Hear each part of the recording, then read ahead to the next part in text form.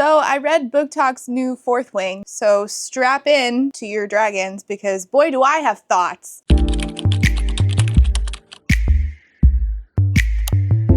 Today we're talking about When the Moon Hatched by Sarah A. Parker, a 700-page romantasy book with dragons that came out this year in 2024. I am reading all of the dragon fantasy books that I possibly can in order to compare them with Fourth Wing, which I didn't like. I have a whole series on this. I read this one because it was very hyped on Book Talk. Then my friend Kat said, hey, I started it and it's not bad. And then they got back to me not long after this and said, never mind, it went downhill. So naturally I had to see for myself. This is about a woman named Rave who works for a secret organization that never comes on page. And then she is arrested by a bounty hunter and sentenced to death. But she has a secret past that is very relevant to the politics of the world. I will say there's not really a plot, so that's the best I can do for synopsis off top. If you've heard about the dragon book that people are DNFing because of the glossary being too extensive, that's this book. Now, I love a glossary. This book's glossary is long, it's heavy. Because the author took the approach of defining her terms, building out her world in the glossary itself, and like wanting you to flip back there to get your answers about what does that mean, rather than build your understanding as you go approach, which most books take. Despite saying in the book, ahead is a glossary. It's not essential to understand the story. I would argue, yes, it is. And it is a lot to digest right up front when you have no context for the who, what, where, when, why. I'm not just saying that this glossary is like explaining the different types of dragons. This is a world where time works differently. It's called different things. So you have to learn all these different terms if you want to understand that in the context of the story that you're reading. It's like taking on a whole new language, and for me, the glossary method used in this book wasn't an effective way for me to absorb that information. And I do know a bit about what's effective for learning a new language because I've been learning Portuguese using today's sponsor, which is Babbel. Babbel is one of the top language learning apps in the world. It has lessons using real-life conversations that are scientifically proven to help you start learning a language in just 3 weeks. Babbel's lessons are crafted by over 650 real language learning experts so that you can learn practical, real-world conversation. Decidi aprender português para poder conversar com as pessoas que assistem meus vídeos. Também minha melhor amiga Luísa é brasileira e eu uso isso para conversar com ela. Quero visitar em Minas Gerais. So Babbel has been very effective in helping me learn Portuguese. Not just teaching me the words, but teaching me sentence structure and things like irregular verbs. You know, stuff I struggled with even in English in school. Babbel's method is what I wish had been employed in today's book. Babbel also has a great review section so you can go back over everything you've learned. Repetition is key in learning a new language. It helps me retain way better. They have speaking, listening, writing, and flashcards. Okay, so I am in A2, course 2, and I am learning about how to talk about films, how to talk to people about different kinds of movies I've watched or that they've liked. Bruno vê muito filme de terror. Bruno vê muito filme de terror. Bruno watches a lot of horror films. Eu gosto tanto de comédia como de filmes de ficção científica. Tanto de comédia como de filme de ficção. And I can do my review, and today I'm gonna do writing. The weather is bad. O tempo está ruim. O tempo está ruim. I missed one letter. A loja is the store. Eu janto is I have dinner. Until is ate. Which bus goes downtown? Que ônibus para o centro?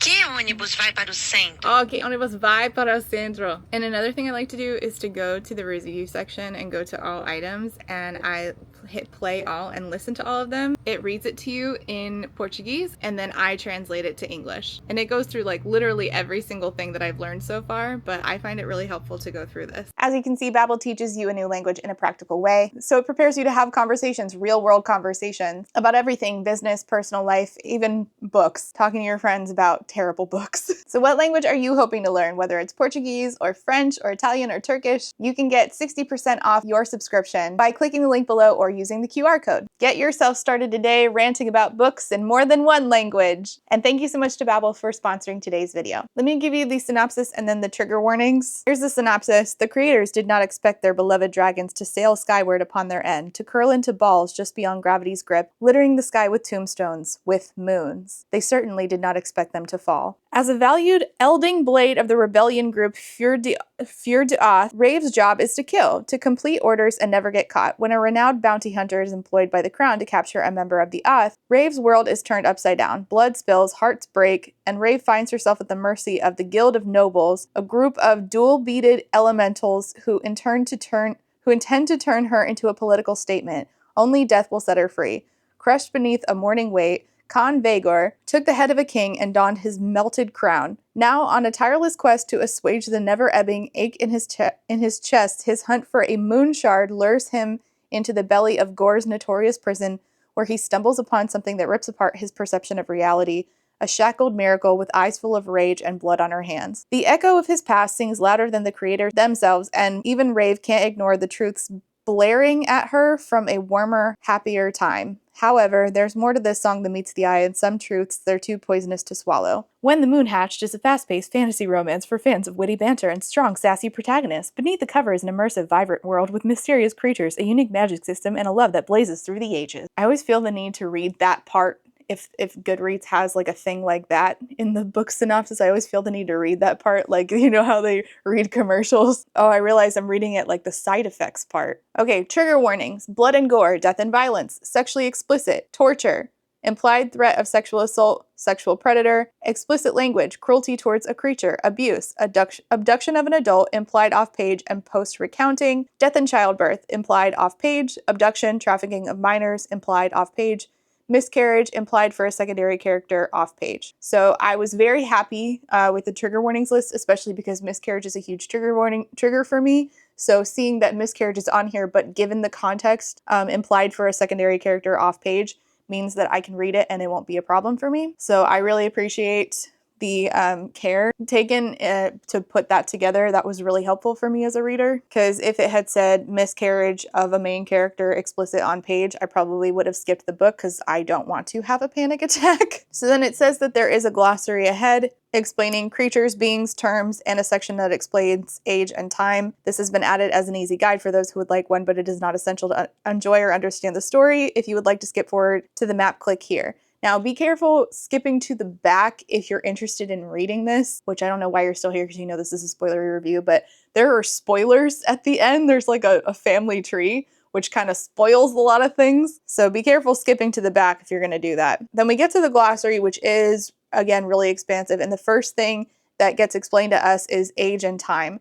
So the word day and the word night are not used in this book at all. I checked. This author really went out of her way to make sure that try to make sure that you were as immersed as possible. Now, I think that she got a little too into it, and we went real purple in the prose several times, which did take me out of the story. Like, what does a freshly split stone smell like? I don't know what you mean by that, but she really did try to create an immersive world, and that includes building a world that has totally different concepts of like time than us. So like age, like we're in the year 2024 AD, they are in AS, which is after stone, and they track the time and phases after the Aether Stone was given to the Nevins. Now the problem is, I don't remember what the fuck the Aether Stone is. That's the first thing you're reading, so you don't know what those things are either. So you're gonna have to, after you find those things out, refer back to the beginning to give yourself context. So you can see how, like, scrolling through this, how this would be like very daunting for somebody. So day, D-A-Y, in this world is called day, the time of the aurora cycle. When the aurora is tracking through the sky overhead, this is the time when the folks in this world are awake. And night in this world is called slumber, the time of the aurora cycle when no aurora ribbons paint the sky. This is the time when the folks of this world sleep. A phase is 1,000 aurora cycles. One phase of life is 1,000 aurora cycles. 24 phases of life is 24,000 aurora cycles. It's a lot. Then you get to terms, then it explains what the Aether Stone is, and it gives you all of these terms. And a lot of them I would forget while reading and have to refer back to, because even in the context, I felt like they weren't really giving me much to go on. Like even her being, the main character Rave, being called an elding elding blade, I would forget what that was. And I'm like, a hootie what now? Oh, that's right. That's the job title she had. But the problem is that the Fur du Ath, the rebel group, barely comes up at all. So it like, again, we weren't really doing much with these terms in this glossary that we set out. And the first chapter that we get after this, although right after this we get an explanation of all the creatures and then an explanation of all the characters, and then we get a pronunciation guide, and then we get a map. It has this, and I will say that the illustrations are absolutely lovely. I mean, the book itself, the cover is beautiful. The illustrations are gorgeous. It says the world we begin with 5, and it explains the different gods in this world. And in this world, it has a really interesting and unique magic system.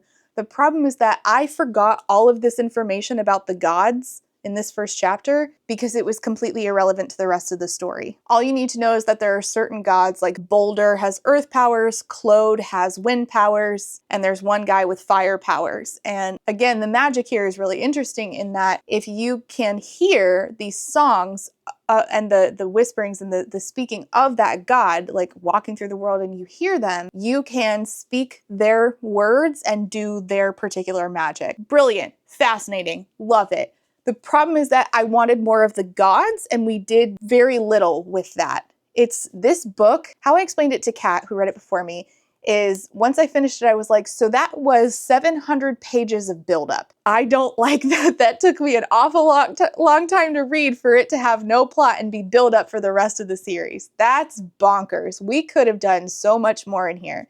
And really, there wasn't a reason why we couldn't have done more in here. I get that this is an expansive world. I love that. I'm happy for me about that. We could have cut back so much by cutting out repetitive scenes and cutting out the flowery language. Because again, do we really need all of these sentences with these descriptions that don't make sense? Like, again, what the fuck does a freshly split stone smell like? I'm not going to give this book a 1 star, but I still don't know what I'm going to rate it. It's somewhere between a 2 and a 2.5. Never mind. It's somewhere around there, I guess. It's not much of a difference because I'm honestly just so incredibly disappointed by this because it unfortunately had all of the makings of being such an incredibly immersive world and just so smart and unlike anything I ever read.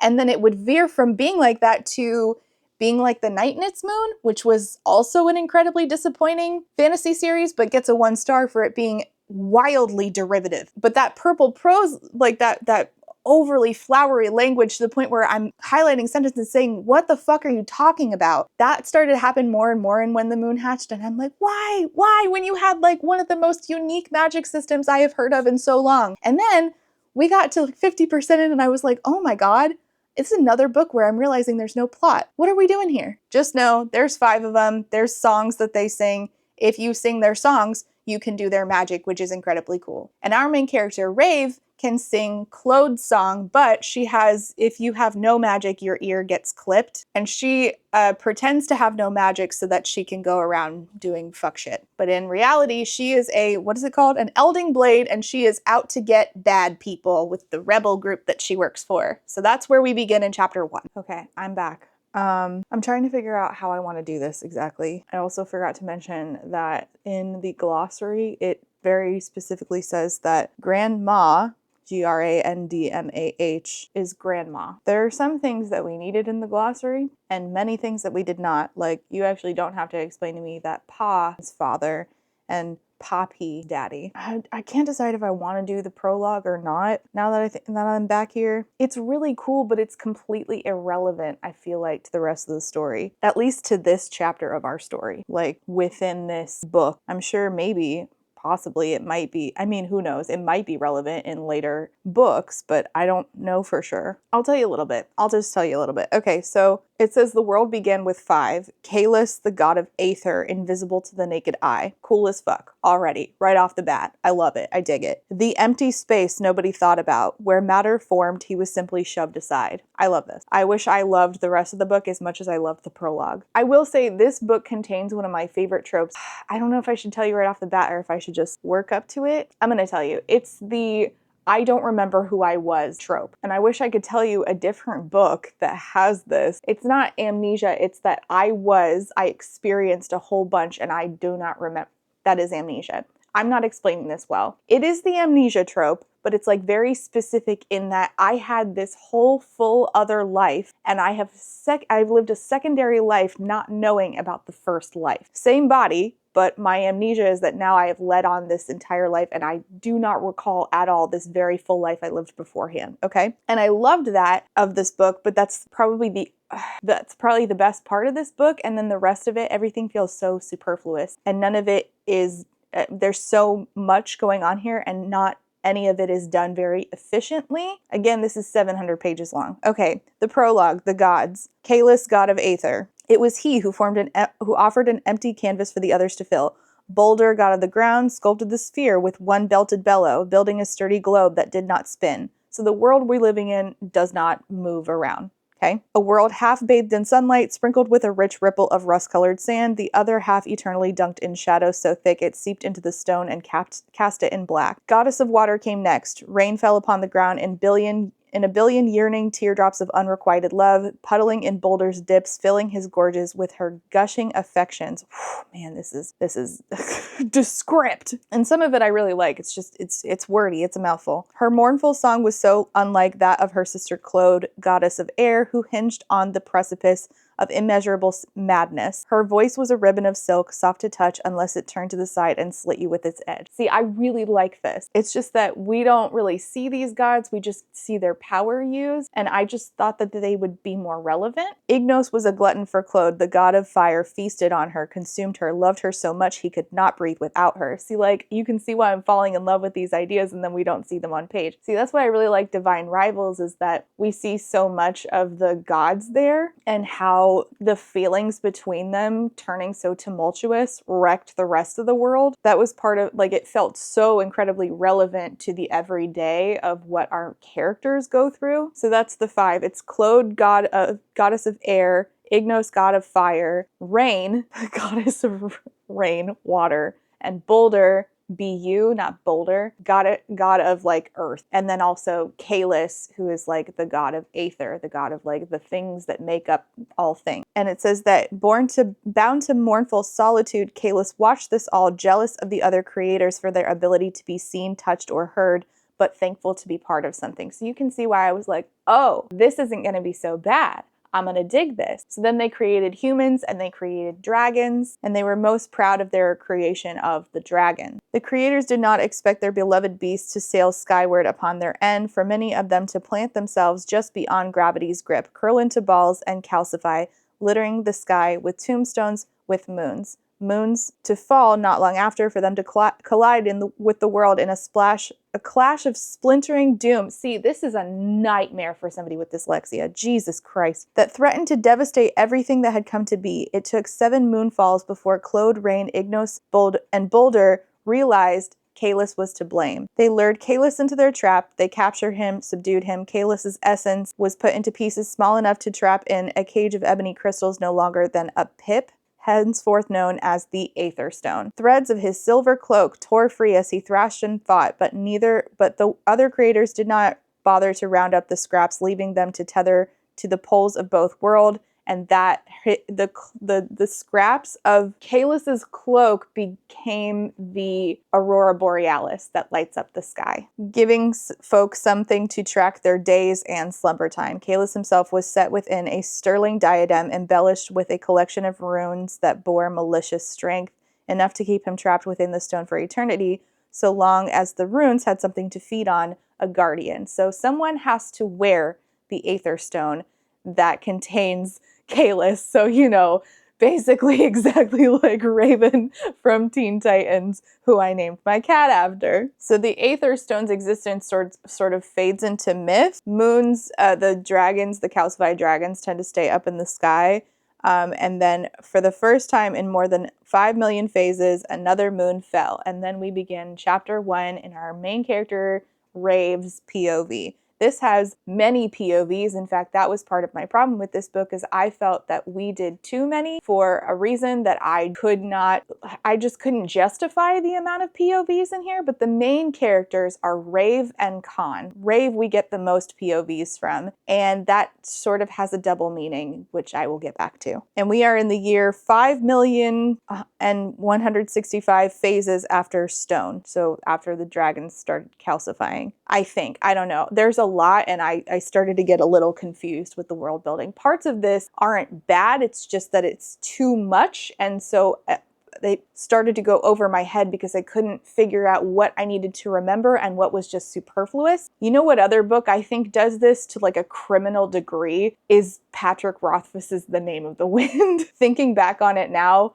so much of that was superfluous and inefficient. And don't get me started on Denna. Rave is wearing a veil and going into basically a nightclub. She's going by the name Kemori Daffodone, a traveling bard. She gets in, she gets past the guard, and she runs into a waif. This is one of the things that was superfluous. A waif is a creature that sucks on your soul. I don't know why it's there, and we never see another one. I wasn't really sure why we needed this here, especially in chapter 1, but she has to get past this waif in order to continue on to go do her performance pretending to be a traveling bard. And she's doing this because, again, she's part of the secret society and she's trying to find this one dude so she can kill him. It says, waifs are rare, haunting only drapes of mist where they nibble souls in exchange for messages from obliging dead. And that's it. That's the last time we ever see a waif. I don't know why that was there. She gets into the nightclub. Folks are gathered about puffing smoke sticks, so cigarettes. Game shards fanned close to their chest, so cards. Dice scatter, piles of dragon bloodstone,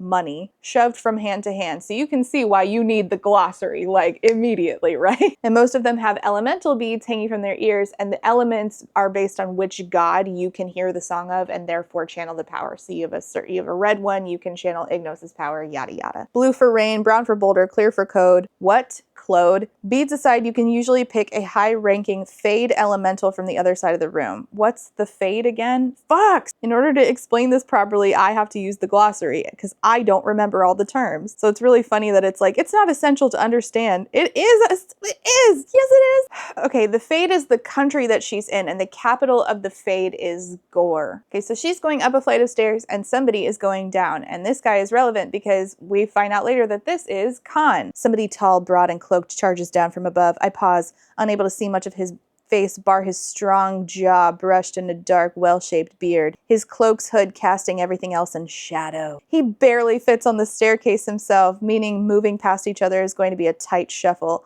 Lovely. Typical elemental bullshit, only thinking about themselves. How can he help it if he's so large? He steps to the side, edging past, pauses. Why isn't he moving? He stares at her, they move on. She's led into a den where she talks to some woman named Levy who's also doing a performance. And she sees her mark, which is Tariq Relican. He takes us in, a hungry leer that slithers over my corset-clad bust. And then she also sees the guy that she just saw on the stairs, who makes for an empty booth at the back of the room. And she's told by the other performer, hey, stay away from that guy Tariq, the one with the red hair. Many performers draw his attention and then disappear. And she's like, oh, what? Oh no, I've never heard such a thing. And she's like, yeah, and with your long black hair and your demure disposition, you're just his type. I don't tell her that's the point, the hope. She's trying to pay attention to Tariq as she's doing her entire act, and she can't help but be drawn to the guy in the back whose face is, half closed off in shadow. We're channeling Strider from The Lord of the Rings, of course. And he's also watching her, and she's like, I came here to lure one monster and ended up snagging two. And I'm like, wait, how do you know that hooded guy is a monster? Everybody's looking at you. What? Okay. Chapter 2, she leaves, and Tariq, her mark, actually comes after her. With a voice like that, I'm sure your mouth's a fucking delight. Ew. And she's about to reach for her dagger, but the cloaked guy comes in and she's like, all right, I'm gonna go, bye. And the girl that she performed with is like, hey, don't walk home alone. She's like, no, I'm good. Somebody will walk me home. I'm good. I think back to someone else I once knew, someone with an easy smile and warm regard, a female who's now a vaporous memory that doesn't bang against my ribs or heart. Not after I tied all those heavy, painful parts to a rock, now anchored to the bottom of my icy internal lake. Ah, yes, the internal lake.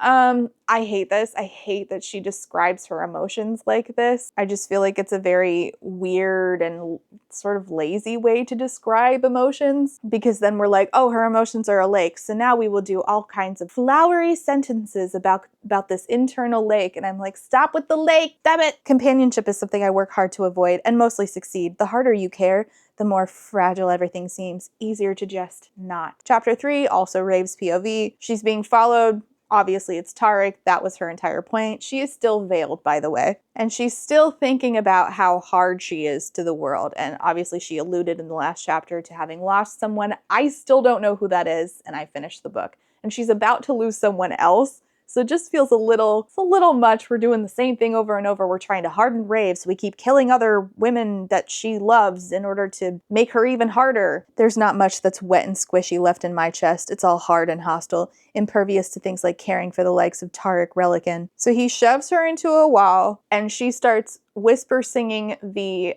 song of Claude, the goddess of wind. And so she takes all of the air from his lungs, which is cool. I like that kind of magic. Tarek fucking Relican. She grabs her knife. One of the other Elding blades might have eased you into death the gentle way, but not her, because she's so hard and badass. She's like cutting his shit up. She's cutting his wrist, cuts off his whole hand, waves his own hand at him. Like, this gets pretty gory. I was roaming the Undercity, and I stumbled upon your little business. His sprawling establishment is like a city of its own, fit with an amphitheater-sized battle pit, sleep suites for those who never want to miss a duel, and cells of caged children. Nulls, as in kids with no magic, that he's snatched off the wall or purchased from desperate parents who lack the wealth to keep them fed, and the parents are certain they're buying their younglings a fighting chance at life. Imagine my disappointment when I discovered your handprint is required to open their cells. And that's why she cut off his hand, so that she can use his hand to open the cells of the children he's keeping. You know who we are, of course, the Fur Duath from the ashes. His features crumble. I don't know what a bound is, but it says, she's lovely, your bound, striking. I'd barter the entire contents of my coffers that you purchased her too, hoping the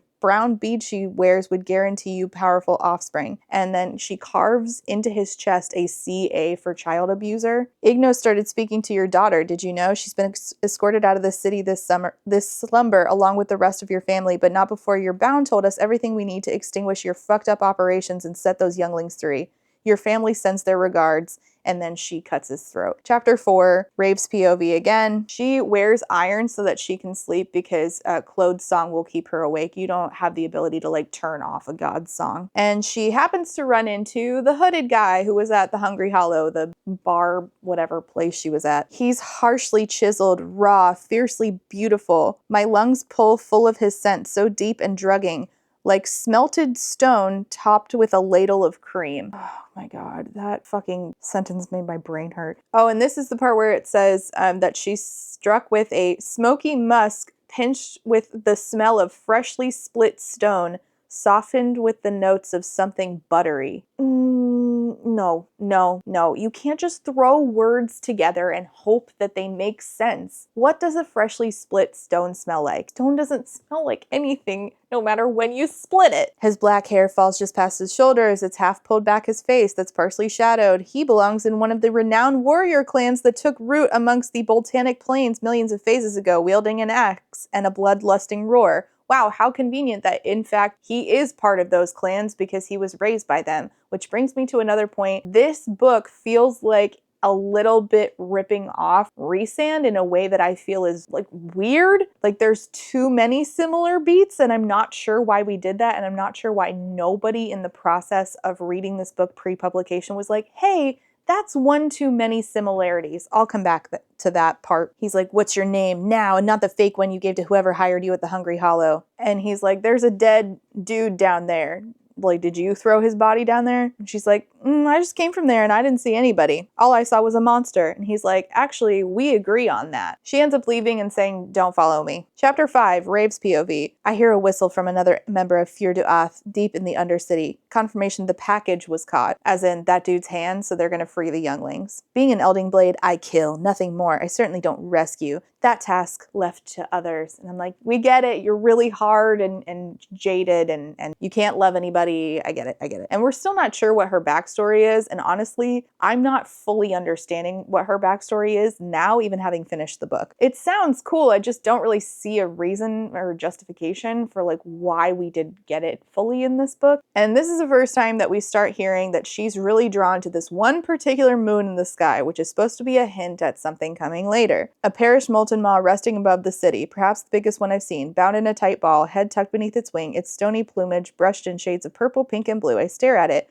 recalling the time Ruse mentioned the sad story about how that dragon got there. I wonder if that moon is ever tempted to fall, to crush Gore in a strike of spite for whatever caused it to soar up there and perch. And this will be relevant to her backstory. She just doesn't know it because she forgot who she is. She received a parchment lark. Now, a parchment lark is something I liked about this book. A parchment lark is a little sentient piece of paper, and this is how people get messages in this world. Now, I love a book that does messages that aren't just ravens. I dig it. I dig any sort of magical messaging system. I don't care if it's owls. I don't care if it's parchment larks. Give me something that isn't ravens. I have so much fun with it. This is really fun. They become like, they look like little, almost like a little dragon, a little bird. And they, come up and they peck at you and poke you until you open them up because they have a message for you. And it's from someone named Essie, who says, hey, I need a list. I have a list of things that I need you to go get for me. And Essie is the person that makes Rave's contraptions so that she can effectively be an elding blade for the Fjord du Ath. See what I mean? Like all of those terms, if you don't know what they mean, you're going to have a rough time reading this book. So now Rave's on her way to go get a list of stuff for the person that makes all of her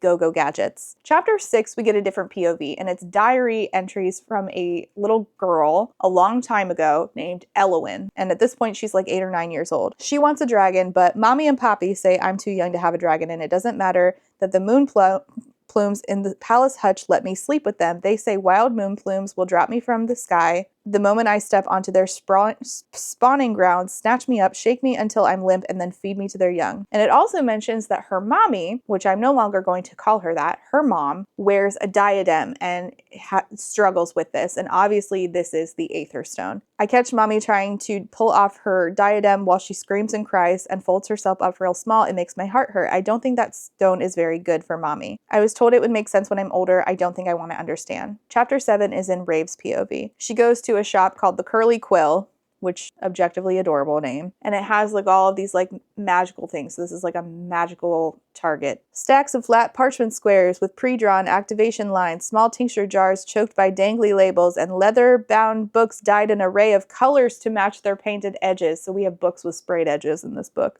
Got it? And Ruse, the person running the shop, is like, close the door before my pets escape or you'll not be doing business here for the rest of your existence. She gives her the list from Essie, and honestly, all of this that we get in this chapter is mostly irrelevant.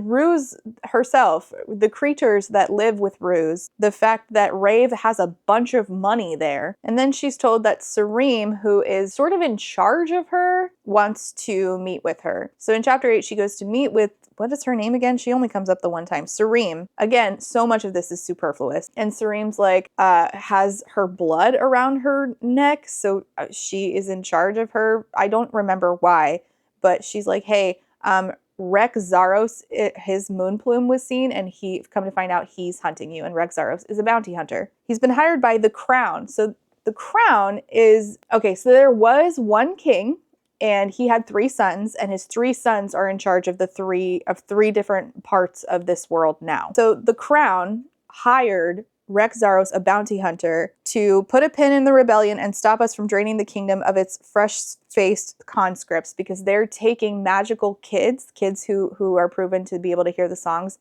and using them as conscripts. And she's like, well, he needs to die. Every time I've seen the bounty hunter, the metal spurs on the back of his boots have been caked in blood. And the poor moon plume he apparently charmed after slaughtering its former rider, like he treats his moon plume, his dragon, like shit. And the moon plume is a particular dragon that is like seen as like very sweet. They don't do well in heat. You can tell like the author really loves moon plumes. There's one on the cover. There's also saber scythe and molten maw. So there's like at least 3 different kinds of dragons. I don't remember if there's any others, but those are the ones that come up. And moon plumes are like they're cute. So obviously they like come up quite a bit. This is the closest we get seeing Sareem to seeing Fjord du Ath, the rebellion. We don't see any other part of the rebellion. We just see Sareem, who is like sort of like, it says that Rave is shackled to Sareem. They get into an argument because Fjord du Ath wasn't really interested in taking care of this issue with Tarek and saving those kids. We spent all slumber saving 57 nulls at your bidding. And Rave says, yeah, an operation I funded myself. Or perhaps you thought I wouldn't notice since I don't often check my reserves. Of course I docked your reserves. The Ath doesn't value the nulls as much as it values the elementals. I don't go down to the Undercity just to scatter bloodstones, Sareem. I go down there to see if anybody needs help because because nobody seems to give a fuck. And she's like, why can't we just kill the king and leave his wife in charge? This is her ancestral land anyway. And apparently you can only be in charge, or like the idea is that only a person should be in charge if they can hear more than 2 elemental gods, like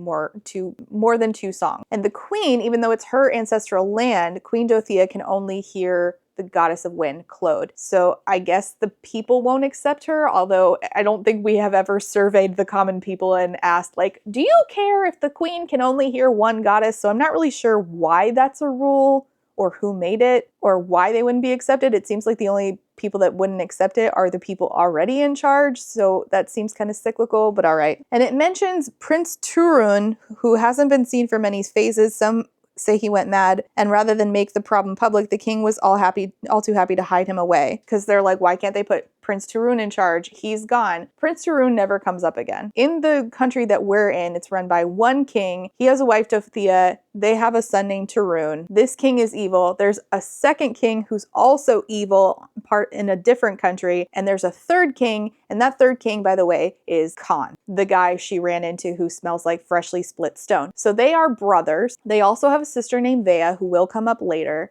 And you learn this slowly, but basically 2 of the brothers are evil, their dad was evil, and the only nice one is Khan. So you can see why this starts to sound a little bit like the Rhysand story. Rhysand didn't have brothers, but he did have a dad who was in charge, who is now dead, and he has to be better than his dad. But the similarities get much more specific than that. We'll come back to that. And they talk about the fact that Serene is only in possession of Rave's blood because she offered her revenge. Painted such a pretty picture, I was salivating to give you my blood. Falling into your web like a plump bug, I immediately put myself to work. Ironically, had you asked me simply to join the cause, I may have agreed, given the drowning amount of injustice I soon discovered in this kingdom, but you just had to slap a collar around my neck. Perhaps you wouldn't be so bitter were you not constantly testing me, forcing me to take advantage of the bloodbind. You chose to live. Sure, it's no longer on your terms, but at least you're breathing. I'd think you'd be more humbled towards the one who saved your life. Now, I have no idea how Serene saved her life, and Serene doesn't come up again after this, so this just, again, felt very superfluous. And it's not even like she leaves, and Serene, the bloodbind, like, I don't even understand how it works. I don't understand how it's relevant, because, like, Serene doesn't do anything about the fact that this person who she's, like, in charge of the life of, like, manipulating the life of, just leaves and does not come back. And Rave thinks about the thousands of times she's been pieced back together. Only once was it for my own benefit, but Fallon's dead, her light extinguished, all that goodness gone from the world. I have no fucking clue who Fallon is. She was, I think, if I remember this correctly, over the little tiny snippets we were given in this book that did not amount to an answer, Fallon was someone who was in prison with Rave, because Rave used to be in prison. She doesn't like to talk about it. And by that I mean the author didn't tell me exactly what happened with Fallon. I don't know. Chapter 9 is in Elowen's POV, and she talks about how her older brother Hadian, he's going to Netherin to get himself a wild moon plume. And she's like, I'm worried that he's not going to come home. So this 9-year-old is like, but I also want a moon plume, and I want to make sure that my brother's okay. Chapter 10 is in Rave's POV. We get a mention only 1 of 2 times about a Daga Mork, which is someone who can wield dragon flame, one so bonded with their dragon that they can harness its strength and fire. And of course, the only person on page that can do this is Khan, and also him saying that he's a Daga Mork so he can wield his dragon's fire is the second time of the 2 times that this gets brought up. Again, this is another thing that feels incredibly superfluous. And she is talking about how in the Fade where they currently are, it used to be a good place, and then the king was sworn in, one of the 3 brothers, and this is one of the evil ones, and he only cares for his military might. Now, if you recall, Hadian is the name of Elowen's brother. He went to go get a moon plume. Well, in Rave's POV, she thinks about that moon that she really likes up in the sky, and thinks many call that particular moon Hay's Perch. It's certainly not the largest, nor is it the brightest, nor is it the most magnificent to look upon, but for whatever reason, I can't imagine not being able to open my eyes each aurora rise, look out past the ever-vibrant clouds in this part of the world, and see that wonky moon with the malformed wing. So this is one of the first hints we get that Elowen and Rave are connected. Chapter 11 is in Rave's POV. We are introduced to Essie, the person who sent her that shopping list, and Essie is able to, I don't know what runes are in this world. I mean, obviously it's like written magic, but I don't have any sort of understanding about it. Well, Essie uses materials and writes runes and does all kinds of stuff, makes gadgets for Rave, and also like wards off like their windows in order to keep intruders out. And she's currently using some sort of animal poop to create a thing that goes in Rave's tooth to create an impenetrable barrier around her head and chest. So Rave has poop in her mouth. All right. Anyway, chapter 12 is in Elowin's POV, Elowin the child. Hadian found me in his sleigh just before the Aurora set. I thought he'd be happy to see me. So she snuck away in her brother's sleigh to go with him to go get Moonplume dragons for themselves. He was kind of mad, but he didn't take her home. They end up journeying together to go get their own dragons. Chapter 13 is in Khan's POV, as in the guy who smells like freshly split stone. We're not supposed to know that he's a king yet, but I told you anyway. He's sitting at a bar drinking some drink, and in walks his niece, which we'll come back to that. Surprised to see my brother let you out of his sight again. Now, the brother in question is not the one in charge of the Fade. He's the other evil brother who lives elsewhere. I don't remember any of their names. So Kizari, his niece, says, I'm devoted to the creators now. I took the oath of chastity. You're my niece. The last thing I want to talk about is your chastity. I can do whatever I want now that Pa's no longer afraid of losing me. You smuggled yourself out of Erythia after your unveiling ceremony while the skies were busy, figuring it would take your Pa longer to notice. She's like, why are you in the Fade? Hunting for something. Queen owes me a favor. Cadox and Drelgad. Timing was opportune. And she's like, so I need to tell you something. I can hear him. And he says, who can you hear? And he's looking at the Aether Stone. He's like, what the fuck is she talking about? She's like, I used to hear silence. The silence itched at me in ways I can't describe. I couldn't shake this feeling that I was missing something. When I was just shy of 18, I took the necklace off and all I heard was wailing. His fear, his sadness, it flowed through me like a stream. I think the necklace, so she wears like the Aether Stone as a diadem and then maybe wears a necklace that prevents her from being able to hear anything. I'm not really sure. This is all very confusing. The point is, she can hear one of the gods. And eventually it wasn't just screams and wails, but words. I began threading those words together, shaping his language in my mind, learning too much, and now she wants to help set him free. As in, Kalis, the god that did some fuck shit, betrayed the other gods. I don't even remember what it was that he did. Fuck, see, there's too much in this book. I can't remember it all. We did too much. He says, impossible, it'll kill you. The diadem can only be removed from a pulseless host. There has to be a way. I have to work it out. The Aether Stone has been passed down for generations. Your ma wore it, her ma before that, on and fucking on. His name is Kalis, she announces. And she says, I've fallen in love with him. Oof. Now, first of all, this is another example of something that I loved that happened, that I was very intrigued by, that we did nothing with in this book. Because we don't see Kizari again after this. We don't see his niece again after this, her and her Aether Stone. And so obviously, if we're putting two and two together, Kizari is the daughter of Elowin, because Elowin's mom is the one that wore the diadem before. So it had to have been passed down to Elowin, so this has to be Elowin's daughter. So if we're putting two and two together, Elowin was married to the evil brother. Now, you get bits and pieces of this and then get it confirmed later. And he's like, your family line was blessed with the power to contain him for a reason. Let's not fuck with this. Let's not fuck around with Kalis. Chapter 14, Rave's POV. She wakes up in a panic and goes up to Essie's room and realized that Essie is dying. She has been sliced, stabbed, I don't remember. Who did this, Essie? I didn't see. I rounded a corner and walked straight into him. It was dark. The Undercity. She went to the Undercity. What did he smell like? Leather, smoke sticks. When he walked away, his boots made clattering sounds, as in the spurs on the back of his boots. Yes, Rex Zaros, the guy who's after Rave, is basically an evil cowboy. Like, he wears spurs, and then the audiobook gave him a southern accent. It was a choice. It was a time. What a time to be alive. Tell me something that will make me feel warm, Rave, please. And she says, I love you. And she refused to say it earlier, but now she's willing to say it only because Essie's dying. A heavy truth tilted from the raw, exposed ache in my chest. I realized the words were there all this time, tucked beneath my calloused bits, hiding in a place I thought they were safe. Nothing's ever safe. Why didn't you go to a flesh thread, Essie? Why didn't you? Because I knew you'd always wonder if I didn't make it out. That you'd think I left you, like they left me. They, her family. I don't remember anything about Essie's family. I hardly remember Essie. She was in like 2 chapters. If this was supposed to make an emotional impact, it doesn't, because we barely spent any time with this. We barely spent any time with a lot of things. I think it's really cheap when we introduce someone and then kill them almost immediately in order to spur our main character into action. it's not impossible to do well, but it is rarely done well. She finds the dagger that stabbed Essie, and it is a message, and it's a summons from Rex Zaros, who did this to her. Chapter 15, we get a different POV, and it's the other. Now, I'm confused about what the other is, and I'll explain later why. The other prowls through the Undercity, a dark, lofty excavation filled with a web of bridges that reach across the hollow, only a scatter of torches to sketch out blah, blah, blah, blah, blah. So the other is someone within Rave's body. Rave is not in control right now. The other is. The other stills, gaze dropping to the scrap of material tangled around the thin, vulnerable neck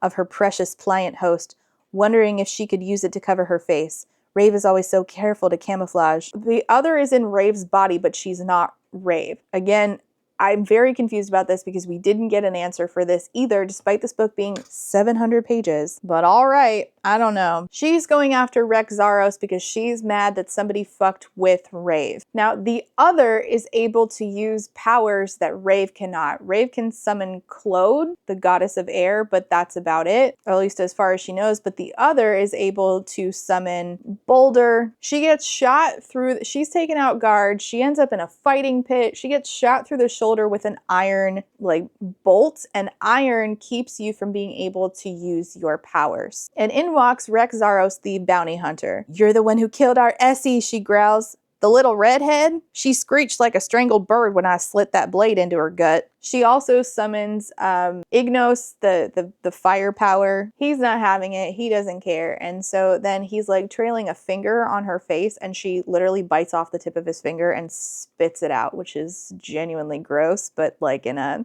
oh, it was kind of badass kind of way. He laughs, he punches her in the face, she knocks out. Chapter 16 is in Elowyn's POV. Her brother, Hadian, did find a moonplume egg, but he is basically, I think he's succumbing to like hypothermia, maybe? I'm not really sure. He's not able to move his legs.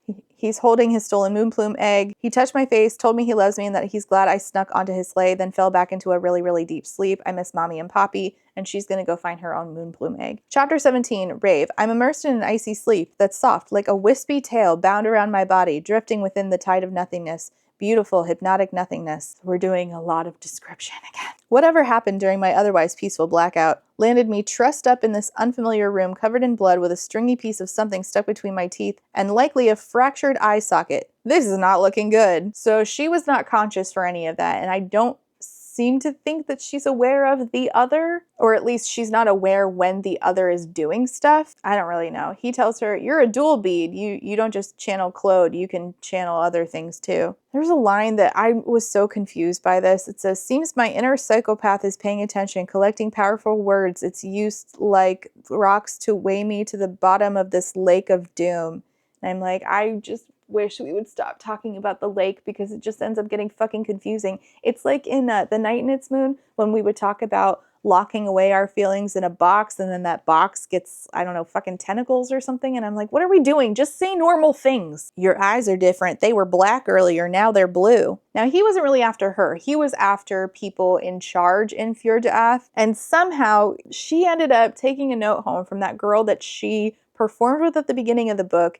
And somehow that girl knew that she was part of Fjord d'Ath, and then the note was supposed to go to Fjord d'Ath headquarters, and it didn't. It went directly to her house, and he was like, "Oh, well," but I thought Essie got stabbed somewhere else. I don't know. I find this really, it's just so overwritten. There's just too much here. It's so inefficient. He's like, "I just want to know the location of the flourish where Fjord d'Ath is," and she's like, I'm not gonna out Sareem. Even Musters, I hate that bitch. I can never hand her over to this sadistic prick. Not only would it endanger Ruse, the one at the curly quill who's involved somehow with Sareem. I don't remember how. Again, there's just too much going on here. But if this monster got hold of the vial that hangs around her neck, so many others I respect would fall victim to the crown. So it's not just her that has blood in Sareem's vial, that and I'm not really sure what would happen if somebody else got a hold of that. I don't really understand the blood magic thing here. "We both know that once I hand you over to the crown, the Guild of Nobles will make you an example, which will not end well from you, my pretty feral mutt." And then he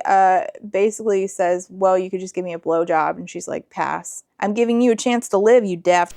And then he like cuts her up like strings of her flesh hanging off. It's disgusting. Chapter 19, she's wearing iron cuffs. She can't channel. She can't do anything. And there's a Woto in a cell next to her, or in the cell with her. I don't remember. And a Woto is a creature. And he tells her, I heard them say that you're going to get a trial with the Guild of Nobles. She has to sign her name and give her thumbprint for in order to get food. And she signs her name as Prisoner 73. Assumedly, this is the same prisoner number she had when she was in prison the other time, which again, I know very little about. And she's remembering this, saying, remembering another cell, another time, a cell I was born into in my own strange way, bonded with its walls and the smell and the female I shared it with, talking about, what's her name, Fallon, who, again, I have no information on. Chapter 20 is in Elwyn's POV. She and Hadian, her brother, are home, and they both have moon plumes. Poppy says, claiming a mature moon plume. Oh, that's right. She didn't get an egg. She got a whole ass moon plume. Claiming a mature moon plume at such a young age makes me remarkable, but I don't feel very remarkable. Hadian will never walk again because his bones fuse back together but not in the right way, and his moon plume may never fly because her wing is gammy. And she only survived because the moon plume that is now hers saved her, and it's at this point when she realizes that now she's starting to hear the songs of the creators, as in all of them, minus Kalis, obviously. Chapter 21, Rave. Khan, the guy who was wearing the hood that she ran into twice, who we've gotten a POV from, who she doesn't know is the king of a different country, not the one she's in, walks into the dungeon and comes and talks to the Woto, who's in the creature who's in the cell next to hers. And they're talking about how he is looking for moon shards, which we later find out are parts of a fallen dragon. And he sees her, and this is the first time that he's seeing her without a veil on. And he says, it's you. Come forth into the light. You know, like that Beauty and the Beast thing. Who died and made you king?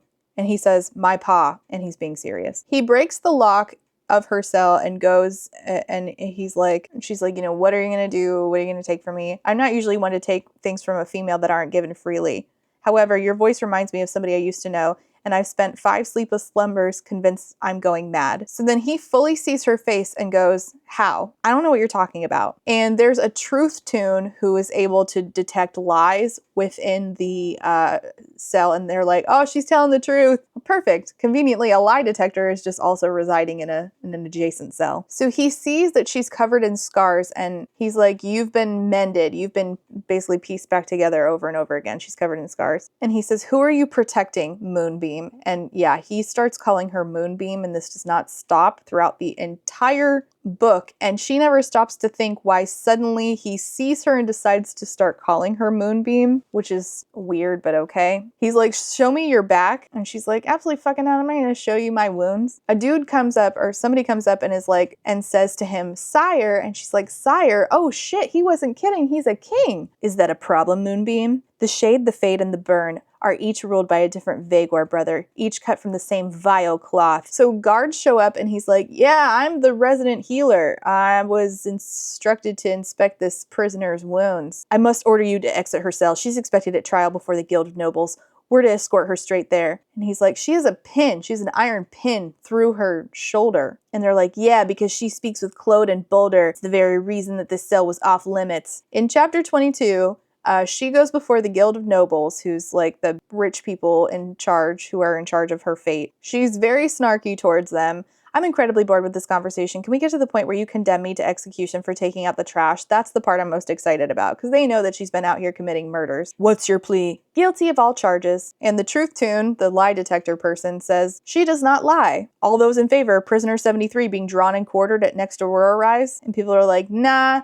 We want her fed to the molten maws, the dragon. The king in her cell, he votes, he gets a vote, and it's his vote that causes it to be one for her being taken to the molten maws, to be like they're gonna eat her. Chapter 23, nothing important happens. Chapter 24 is in Elwyn's POV. Ostern Vagor, king of the burn, came to visit Ma and Pa, and well, me. Since I'm now 18, I'm apparently mature enough to be marketed off to the highest bidder, like livestock set for slaughter. At least that's what King Ostern thought. I told Pa I'd rather eat nothing but my moon plume's shit for the rest of existence than pair with Tyroth Vagor, and I meant it.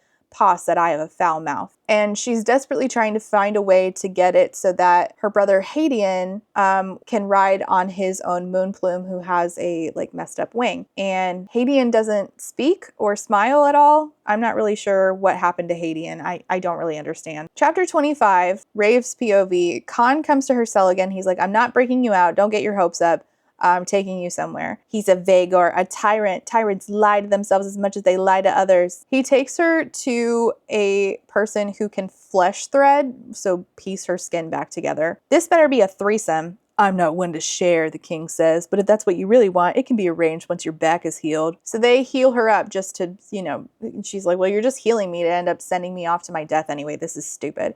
Chapter 26 is in Elowen's POV. I don't really understand what happened here, but she was working on her brother's dragon's wing, like doing the stretches. Suddenly she began tilling her wings so fast, her gammy one clipped me in the head and threw me back towards Hadian's chair. When I opened my eyes again, Alum was gone, but I could see her through the entrance, fluttering across the sky, light shafting off her brilliant silver hide. I scrambled up to check on Hadian. He was smiling. He looked me right in the eye and said, thank you, in a voice so rough, I think the words hurt coming out, and I've never felt happiness so fierce. So something happened. Now his dragon can fly, and he's speaking and smiling again. Chapter 27 is in Rave's POV. So, oh my gosh, all of this is so superfluous. A creature named Uno shows up to break her out.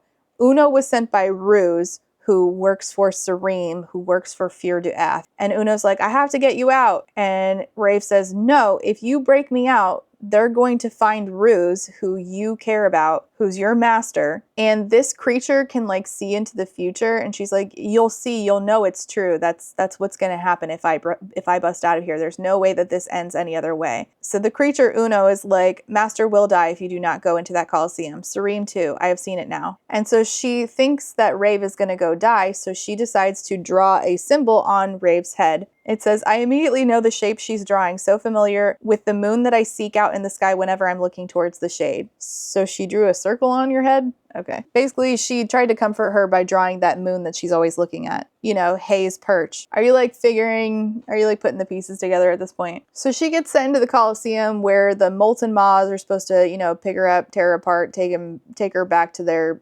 young to feed upon. And the queen, I think her name's Dothea, it says, her gaze falls upon me and she stills, eyes widening with a flash of something. Shock, disbelief, recognition. And so the queen is then yelling at the soldiers. She's she's like singing to Claude. She's doing all this shit, trying to get it so that Rave does not die. And Rave's like, what the fuck? She's trying to save me. What the fuck is going on? But Rave gets picked up by a molten maw anyway. Chapter 29, Elowen. Hadian, her brother, does get to fly on his dragon's back. He's so happy. And then her family's all dead. Her dad, her mom, her brother, all of them are dead. I slept in the hutch last slumber, dreaming of happy things while my family slept on pallets they'd never rise from, while some sort of ingested poison threaded through their bodies strangled them to death. Ma, Pa, Hadian. They say I need to wear Ma's diadem now that it's finally loosened from her head, but only after it suckled every last drop of life from her body and made her unrecognizable. Now the creators won't stop screaming, spitting, hissed words I've never heard before.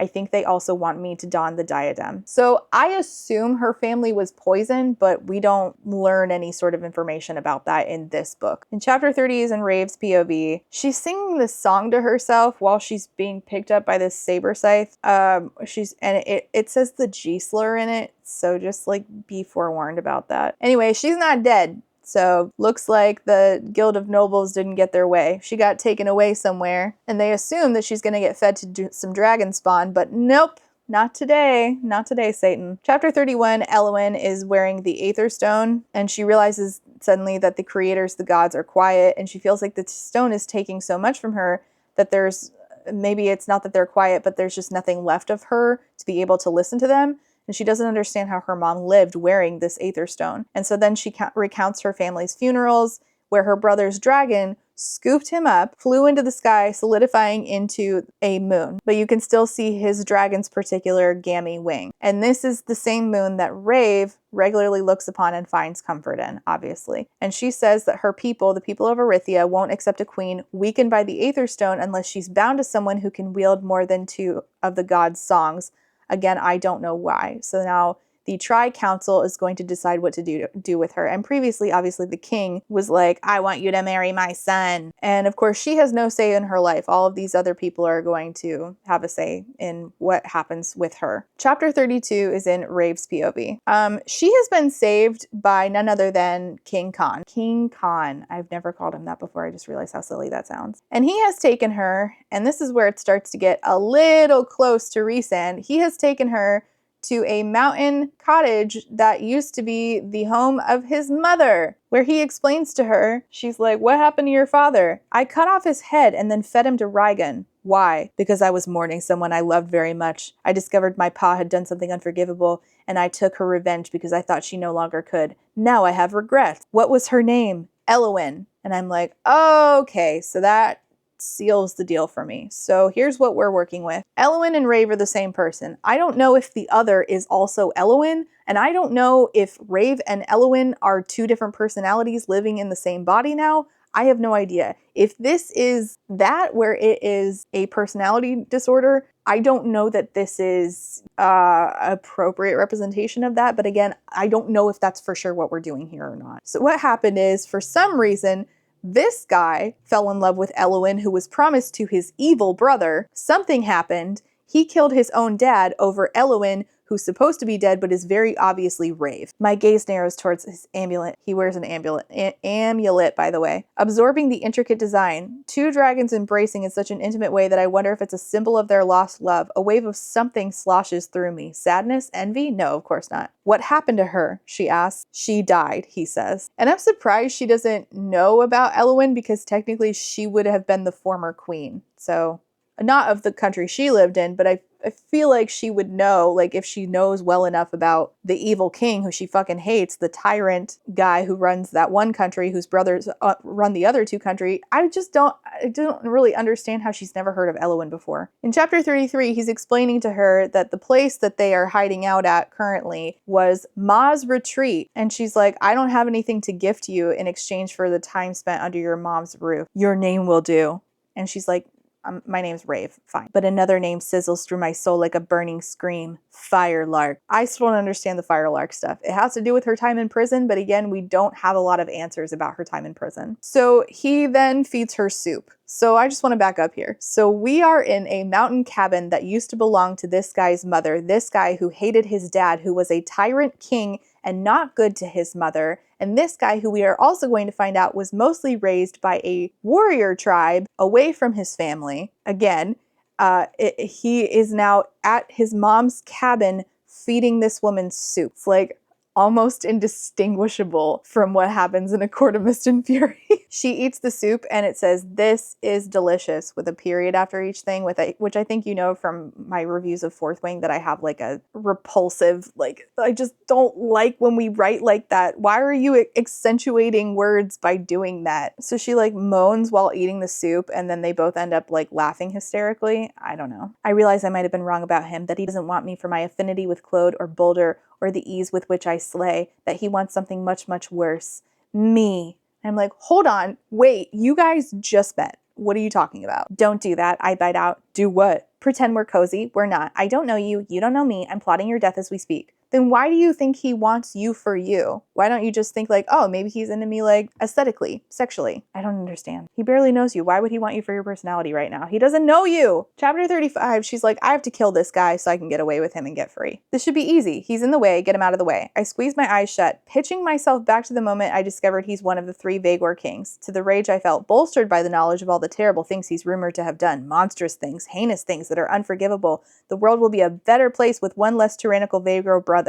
Okay, so again, we have the son of a mean king who is actually a good guy, who took her to his mom's cabin in the mountains, his mom who was treated poorly by his dad, and this guy again was raised by a band of like a warrior tribe. He feeds her soup in this mountain cabin that was owned by his nice mom. And he is rumored to be a terrible person and yet is actually a good guy. Again, that's just Rhysand. And then we get a line so ridiculous that I was like, why did no one say anything in the editing process of this? I snap my mouth around the thought's sharp point as I slip inside myself, stripping back the sprouting emotions I feel for Khan until I'm left with a bare skeleton I leave lying on my internal shore, bundling all my budding curiosity and tentative appreciation and tying it to a stone with stout determination. I creep across my lake, a metaphorical lake, shards of silver light spearing up from beneath the ice like something bright and bold is soaring through the water. Why? Why? For what? For what possible reason do we need to describe a metaphorical emotions lake like that? Come on. Basically all of that just to say I'm tampering down my emotions. See how I did that in one line? Very demure, very mindful of the fact that you don't need word salad to describe suppressing emotions to get a job done. She goes to stab this guy so that she can get free. Khan's eyes pop open, glowing like pots of crackling embers. And suddenly she is super horny. Which honestly, I'm just glad that we stopped describing the emotions lake again. Whatever, I'll take anything at this point. But she's also feeling something in her chest because she's not just Rave, she's Elowen, and something inside of her knows this man on a deep primal level, but also on an emotional one, which obviously contradicts the lake within. A whimper wrangles free as I repress the urge to delve my hand between my ribs, goring a hole in my chest cavity to scratch the thumping organ like it's an insect bite, or maybe wedge my fingers deep and scoop out this sensation. Why are we writing like this? The strangest need to kiss him surges through my veins. Do it so I don't have to hear about the thumping organ anymore. For us to clash against each other until we fuse in intangible ways to taste him and feel him move inside of me. A luscious, hungry shudder crawls up my spine. A luscious shudder? What is a luscious shudder? Well, no, I guess that would make sense. It's just so wordy. He looks at her, he's like, I see you, Rave. You cannot hide. I see. She's like, I don't know what you mean. I fucking see you. And so she's like, obviously horny. And he's like, what do you need, Moonbeam? I don't like that nickname. I don't like many nicknames, and I especially do not like this one. I also don't like that she's not asking, why the fuck are you calling me Moonbeam? She's like, all right, I'm gonna scratch this primal itch in the hopes that it'll assuage the emotional blade. Stop, stop, stop, stop. No more emotions in hypothetical and metaphorical, and I don't want it anymore. Just zip it. No more emotions talk from you. Zip it. I reach for my waistband, untethering the bind and loosing the cinched material before grabbing his hand that's sitting on my hip and urging it down in front of me. You want me to touch you? Cut me if you want me to stop. As she's holding a knife to him, which of course, I'll gladly bleed beneath you, so don't be shy. She says to him, touch me. She doesn't recognize her own voice. His fingers skim my stretched expanse, feathering around my flushed, swollen slit. God, so much words. He's sinking fingers into her. Take what you want, Moonbeam. I need you. He's like, you fucking have me. No, I need you. And so they're about to bone. He's like, are you sure you want this? And he's like, checking in with her. And she thinks he's definitely not the monster I thought he was. I mean, you're about to bone. You don't really know him. Don't let him fool you with doing the bare minimum. I want you in me, Con Vagor. But first you have to stop looking at me like it means something.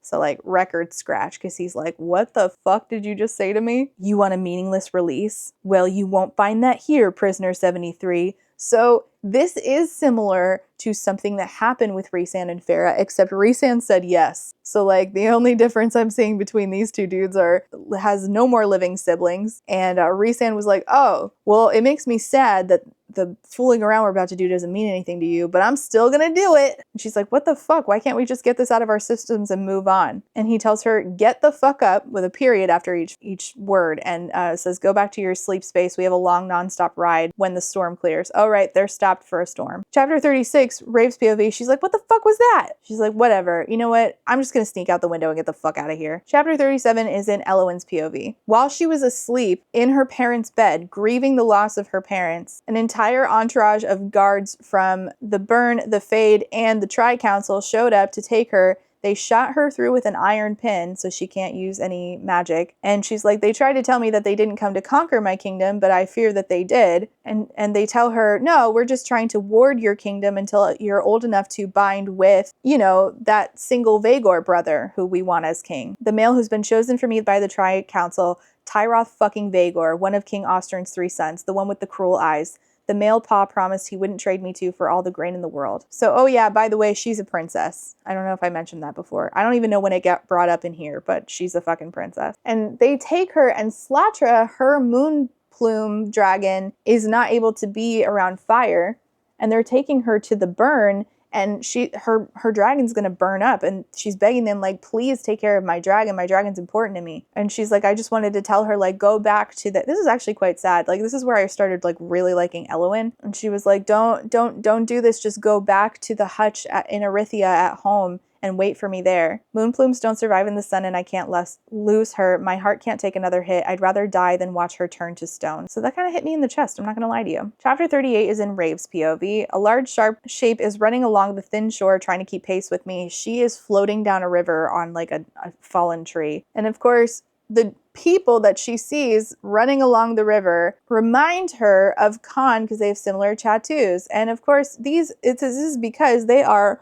warriors of the Volcanic Plains. This must be where Khan spent his adolescence. And they have a very mysterious way of life, you know, sort of like the Valyrian warriors in A Court of Mist and Fury. These clans produce warriors with unmatched abilities, you know, like the Valyrian warriors. So they like get her out of the river, and out pops a creature called the Fate Herder. And the Fate Herder is herding her towards the warriors, and they take her home with them. And the Fate Herder is a creature that's sort of like a giant cat that literally herds you towards your fate. So she gets taken to the warrior clan's domain where they reside. They have lots of tattoos, very specific tattoos. They see her and they're like, it's you. They see the Fate Herder and they're like, it's definitely you. You're the one we've been looking for. But they don't speak the same language as her. She has no idea what the fuck is going on until a woman named Siza walks up and says, my name is Siza. It is okay. No hurt. You are Kolu. Your hair is like the eyes of a Fanika in your common tongue. You came to us on the eternal ribbon of blue, the river Ox. It was foretold that the Fate Herder would bring you to us, that your offspring will tether the moons to the sky forever. And Rave gets super weird about this and says, I will carry no offspring. I will never, ever, ever carry offspring. I will never, ever, ever, ever, ever have kids. And like how Rave normally is very like tongue-in-cheek. So this was weird because I'm like, okay, the lady doth protest too much about this very particular thing. I'm not understanding where this is coming from, because I feel like if Rave had had kids before and that's why she doesn't ever want to have a kid again, that would have been hinted at previously, right? Rave herself, the Rave that she knows herself to be. I'm not talking about Elowen, who she also is. We'll come back to that. I'm talking about Rave. Why is it that Rave is like, I will never have kids? What's that about? Because it's weird, so it's obvious that it's hinting at something. But now it doesn't make any sense. Having finished the book, I don't understand why Rave was like, I will never have kids, in like a really matter-of-fact and angry way, and not in a snarky way, which is how she approaches literally everything else, including but not limited to her being threatened with execution. I mean, I get not wanting to have kids. It's a totally valid choice to have kids. In fact, here's an example. I just pulled out this Dragon Ball blanket off the bed, and there was a balled up granola bar in it from my kid. Listen, I get not wanting to have kids. I love my kids, but I fully respect the choice. I'm just saying that for who Rave is, this suddenly being told like you were foretold to have children and her reacting like this just feels weirdly out of character. And again, having finished the book, I'm not really sure what that was about. The Fate Herder escorted you here so the Tuka trial will proceed. It was ordained by the creators themselves and approved by our Oa and Oa-E, king and queen in your tongue. So they live inside of a fallen saber scythe. So a saber scythe that previously was up in the air and then its body fell to the earth, and they live in it because it didn't break apart on impact. It took many warriors to roll him to the crater's side. We now pay him great respect in the hopes that no other moon will fall on our place of living, which is kind of cool. And it does say that not all dragons choose to soar into the sky when they feel their time has come to an end to develop and solidify. Many don't make that decision on their own. Many are devastating victims of wars, and they rot on the earth, and their blood fossilizes, and then their blood is used for money. So she is told that she has to watch these two warrior dudes fight. I'm confused. What does this have to do with me? Everything, Kolu. They're fighting for you. This is a Tuka trial. Obviously, she doesn't understand what a Tuka trial is. Neither do I. They are fighting for the great honor of being bound to you. The honor of building a life and producing offspring with Kolu is the greatest one could wish for. To pin the moons to the sky for good will ensure the future for offspring of the entire Joku clan and their offspring and theirs. To secure such peace is a great privilege. And she's like, One of the dudes kills the other, and she's like, no, I'll fight him. I will fight for myself. I will fight for my own hand. And the queen, who can speak to Claude, and I don't know why that was weird. I don't really understand like why she was surprised by the fact that one of these people can speak with one of the gods, but okay. The king and queen are like, all right, well, we won't intervene because the fate herder didn't prevent you from entering the ring, so it seems like this is foretold. We won't oppose your decision. But they're like, I mean, he's a great hunter. I don't know why you don't want to be bound to him. I guess bound means married. I'm not sure. He has hunted many wild gruak, the great tusked beast almost impossible to bring down. His tent is large, wrapped and lined with many of their pelts, proof of his famed strength. You are Kolu. Your offspring will tether the moons to the sky and bring great peace. Do you not want a strong sire? And she's like, absolutely fucking not. So they get in a fight, and this dude fights shady. He like somehow has a snake in his pants, and that's not a euphemism. He like brings out a snake and it bites her, but before she can cut off his head, like the guy's head, the snake venom hits her, and she's like, oh, I'm going down. And suddenly a shadow eclipses the sun. A saber scythe soars into view, and Khan is there. Of course he is. Shirtless, but for his own Malmer, the pendant he wears with the 2 dragons on it. Guess whose 2 dragons those are? His and hers. She just doesn't remember that she had a dragon. Shirtless, but for his own Malmer, hanging around his neck, his beautiful face ripped with the wrath of a million maddened men. Oh my god, duh! I'm certain I'm seeing things as Khan's boots thump on the ground as he crunches his hands into crunches? Is this really crunching? Crunches his hands into fists, stalking towards me. So he demands that the trial be void, and he, in this clan, is like above the guy who was fighting. So he's like, you need to bow out because I'm more in charge than you are, or something. And she's confused because she's like, I don't understand this stuff, and also like, why isn't this guy like backing down when you're a literal king? And the reason is because they are not technically part of any kingdom, almost similar to the Valyrians. So Khan asks her to place her print upon his radi, his tattoos. He is saying that he respects you above himself, and most importantly above his honor. And she's like, I don't know what I've done to deserve that. That doesn't make any sense. He's announcing you as his Rosker, his greater. Should you accept this honor, his title will be passed to you if he should fall this day. So his title in this clan will be passed to her in this battle that he's fighting for her, if he dies. And she's like, wait, so if he dies, I can leave anyway? Okay, fine, let them fight. They fight, he cuts the dude's head off, they leave together, and he tells her, please don't scare me like that again. And of course he calls her Moonbeam, and she just thinks nothing of this. Chapter 44 is in Eowyn's POV. She had to watch as her Moonplume did get severely hurt in the traveling to the burn, where she's going to live for now. I thought she was gonna die, but she didn't die. Her dragon's still alive. I'm stuck here in this hot, humid place while my kingdom is run by a vile male I did not choose for myself. I'm not really sure why she's not allowed to stay in her kingdom, but alright. If the answer was in there, I don't remember. Obviously, this book is long as fuck, so a lot of the information just went right out my brain. Chapter 45 is in Khan's POV. He gets home to his castle, because again, he's a whole ass king. He lands on his dragon. He's carrying her. She's passed the fuck out. And some lady walks up to him and said, who's that? And in his head, he answers, my salvation. And I'm like, this is completely and absolutely Rhysand just slapped into this book. And I'm like, why? I actually don't mind him. I like him better than Rhysand, but then why did we give him so many similarities in backstory and in like random verbiage? Like down to the soup?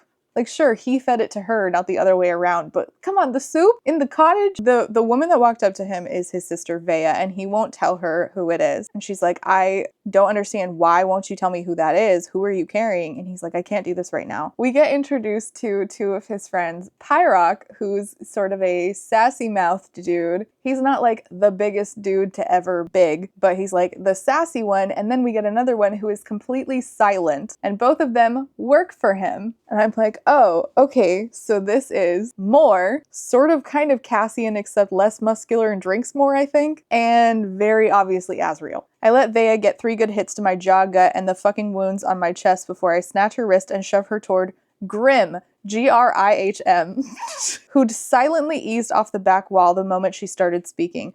With a big pale hand wrapped around her wrists, he bands his other arm across her chest, looking at me through a flop of snow-toned hair that mostly hides his icy eyes, the tick in his square jaw pulsing, the only sign the male ever gives that he's on edge. So this is blonde Asriel. the strong silent type who does every order and is always angry but keeps it under wraps and never says anything, and is the muscle. But his name is Grim. No.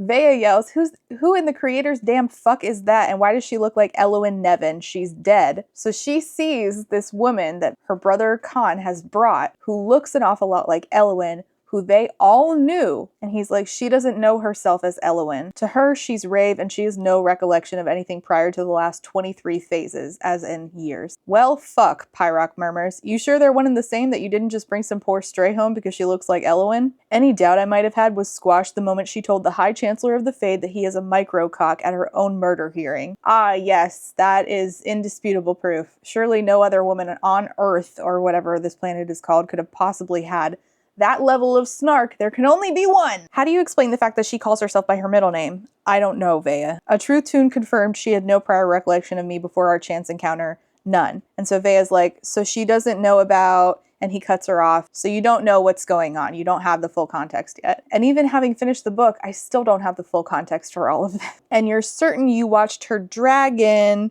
And he cuts her off again. Yes. Do the creators still speak with her? Claude and Boulder, though I'm not sure about the other two. So Elowen could channel all the powers of all of the gods. Are you afraid she'll see him and remember him, leaving you again, that note was true? So there's some sort of note that we're being hinted at, and some sort of him.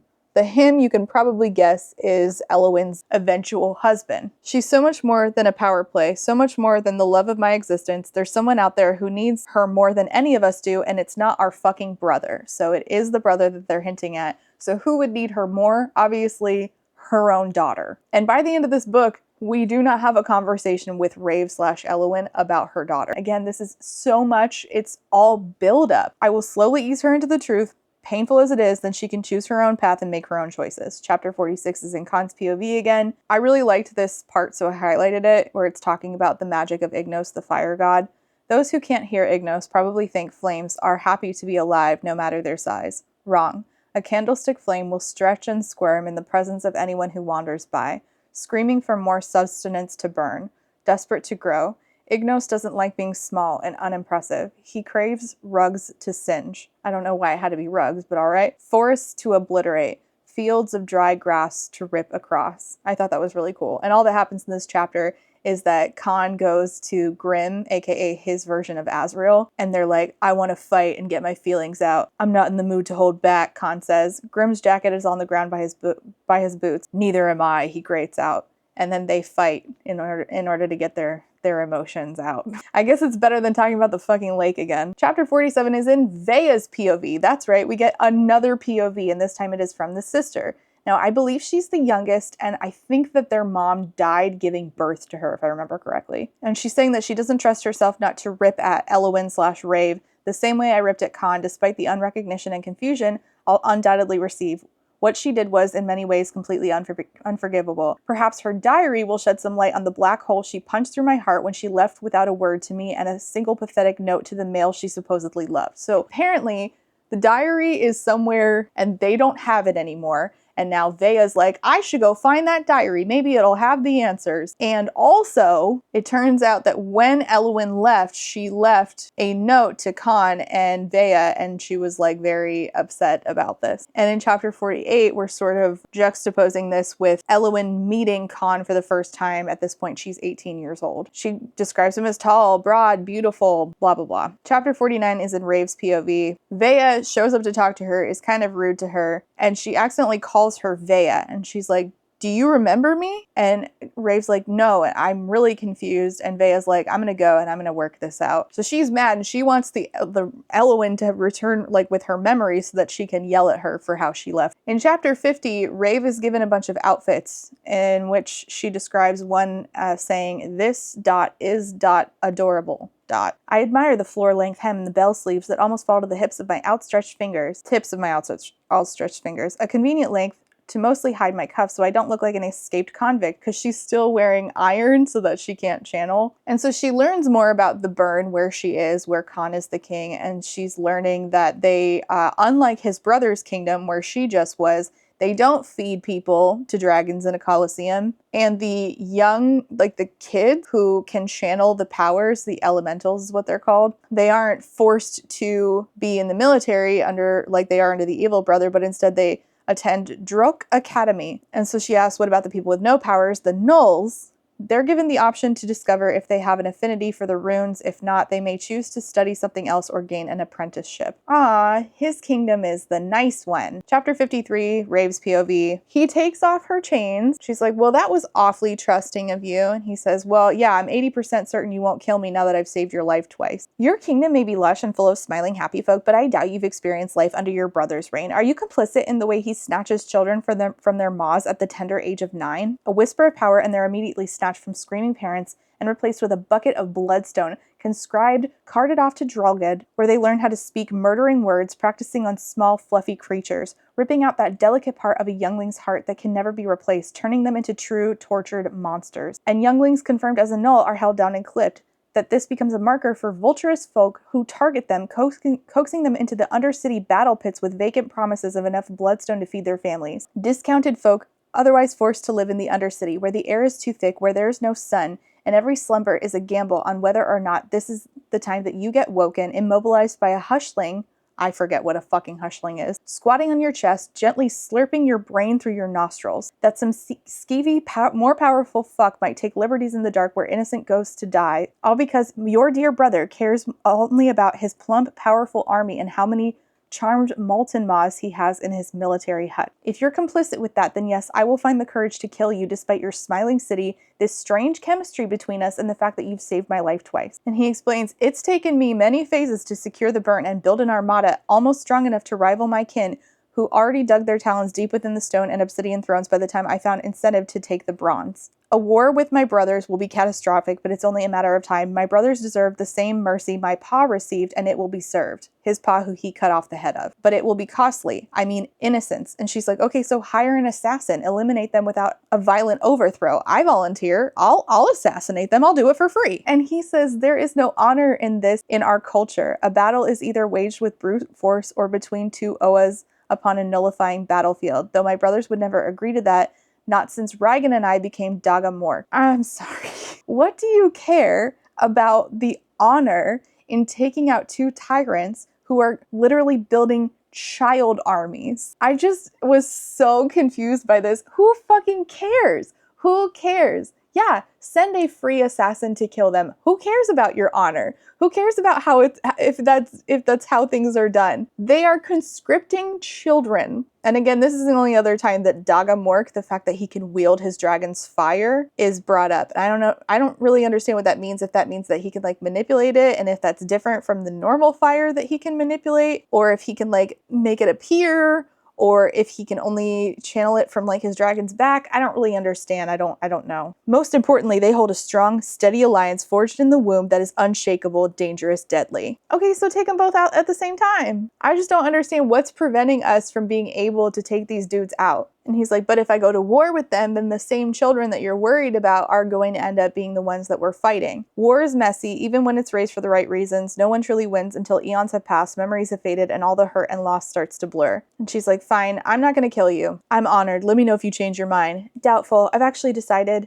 his death might be one of the greatest losses this world could suffer. Not that I'm going to tell him that, of course.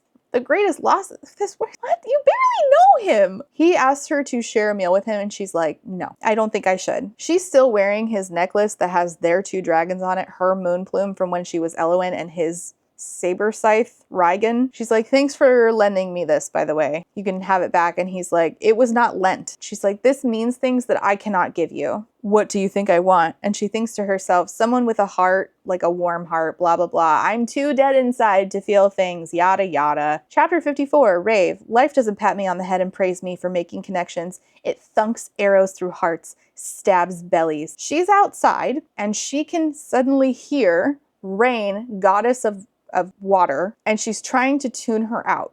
I tighten my mental sound snare until it's squeezed entirely shut, gulping air as that sheet of water whips forward and crushes the space between us, drenching me. My snare wobbles like pinched lips desperate to part, to draw breath and scream. I barely get the chance to brace before it erupts, rain's devastating song spewing through me like iron-tipped lashes to my unguarded eardrums. Good God. By the end of the sentence, I forgot where we were at the beginning of this sentence. My unguarded heart, a sob dredges up my throat, an ugly splat of unwelcome sound, and I cry like I've never cried before. And so he ends up coming up to her, giving her a hug. I once knew a female who cried when it rained, though she never thought I noticed. Her name was, and she answers, Elwyn. And he was like, I had put that metal cuff on you as a kindness. Now that it's off, you're gonna be hearing rain. And she's starting to realize that there is an obvious connection between her and Elwyn, as if, you know, she might be Elwyn, but she's not even ready to like broach that subject in her own mind. And she feels, she's starting to remember things like she experienced things before, like I've been here before, caught in his grasp, crushed close to his chest, kissed, like I've been lulled by his comforting presence in a dream I can barely remember the shape of. That is a great description. Lulled by his comforting presence in a dream I can barely remember the shape of is damn good. And he sings to her a song that is like uniquely hers. I think maybe her parents used to sing it to her, I'm not really sure. And she asks, how do you know my song? And really, they're dancing around the answer, and she does not want... I mean, all the pieces are there. I don't know why she hasn't really put it together exactly. Chapter 55, Rave. She goes into his room, and he's leading her towards something that he wants to show her. In his room, there's like books and instruments and a small round table with a bottle of spirits, an empty glass, and a cork jar that holds something misty swirling. He snatches it, tucking it inside a drawer within the table. I arch a brow. I arch a brow and I quirk a brow are used an ungodly amount of times in this book. It started to really grate on me. Don't want me to see your jar of mist? Not particularly. Keep your secrets, I say. Oh. All right then, keep your secrets. Believe me, I'm under no false assumption that you're even the slightest bit interested in my secrets. She says realistic expectations are healthy. And I thought that was kind of funny. So then he leads her to a circular cavern, the swooping walls embossed in magnificent detail carvings of moon plumes. And he has completely reconstructed from moon shard Slatra, as in the moon plume that's on his Malmer, the moon plume that belonged to Elwyn, as in her dragon. The reason that he was even in the first place in that prison that she was at was because he went to go talk to somebody about finding a moon shard. I'm yet to find her final shards. You can't see this side, but there's a small crevice around the back of her that I still need to fill. These shards have been painstakingly pieced together in this rounded tomb. And he says he did this because it hurts knowing she's not whole. And I was like, oh, this is actually great. So this man fell in love with this woman. And after she died and her dragon soared up into the atmosphere, and then it later crashed down, and he went to go find all the pieces and put her dragon back together because he still loves her so much, even though she left him with just a note. That's actually very cute. See, that I like. And she's looking over like the circle of Slatra, and there's something like a smooth ingress close to the tip of the beast's wide nose, as though Slatra gave her final breath, cradling something bundled within the silken tendrils of her once soft tail. Shielded by her cupped claw, my brow furrows, stare pouring into that snug hollow, almost feeling its clefts and bulges nudged against my body, cradling me. And she's like, oh no. Oh no, because that's where she went when she died. It was her being cradled by that dragon. And she's like, no, that doesn't make sense. The first thing I remember is like iron bars in a cage. My brutal waking was fraught with confusion while I tried to work out how I fit inside my body, how it worked and moved, why everything was blurry. My first memory, when I first opened my eyes to the world, I now realize I was seeing Slatra's shards. There was a cart lugging them past my cell. They'd just been snatched from the snow, dragged inside a mountain of stone and ice that had a belly full of fire. And he's asking her, are you familiar with this? She's like, no, I have no idea what you're talking about. He says, I think you're lying. I think you know this moon better than anyone else. I think this beast cradled you for 100 phases, breathing life back into your broken body until you both fell from the sky. Oh, that's really sad. I think you broke from Slatra's tombstone like a hatching dragon. You're fucking mad, she says, because I knew a female who died tragically, whose lifeless body was sailed into the sky by the adoring beast at your back with my torn out heart in her fucking fist. Oh, this is actually affecting me. Even the second time reading it. Like, this I loved. Her name was Elwyn, and she laughed with the wind, cried with the rain, she angered with fire, and bellowed with the ground.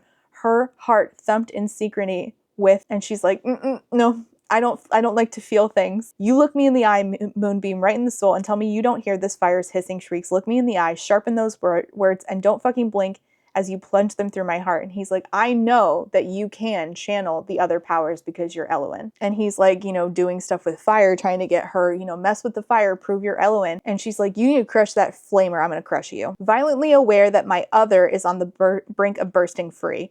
Now, here I was confused because I'm like, wait, so you are aware of the other, then how aware? And is the other Eloin or is the other something else? Stop talking to me like you know me. You don't. Even if I did follow with your precious moon, I owe you nothing. Eloin is dead. Saving my life, dragging me away to your big bright kingdom where everybody fucking loves you is not going to reincarnate her. I'm not yours and I never will be. Chapter 56 is in Rave's POV. He gives her bloodstone money. You'll need it once you cross the border. He tells her, all right, just go. Chase death, Eloin Rave. And that's when she realizes, oh, Eloin's middle name was Rave. I've been going by my own middle name. Spend your life alone, forever wondering why you scream in your sleep, calling for that very moon plume I've spent the last 23 phases piecing back together, hoping it would bring your spirit peace, all because you loved that beast so fucking much.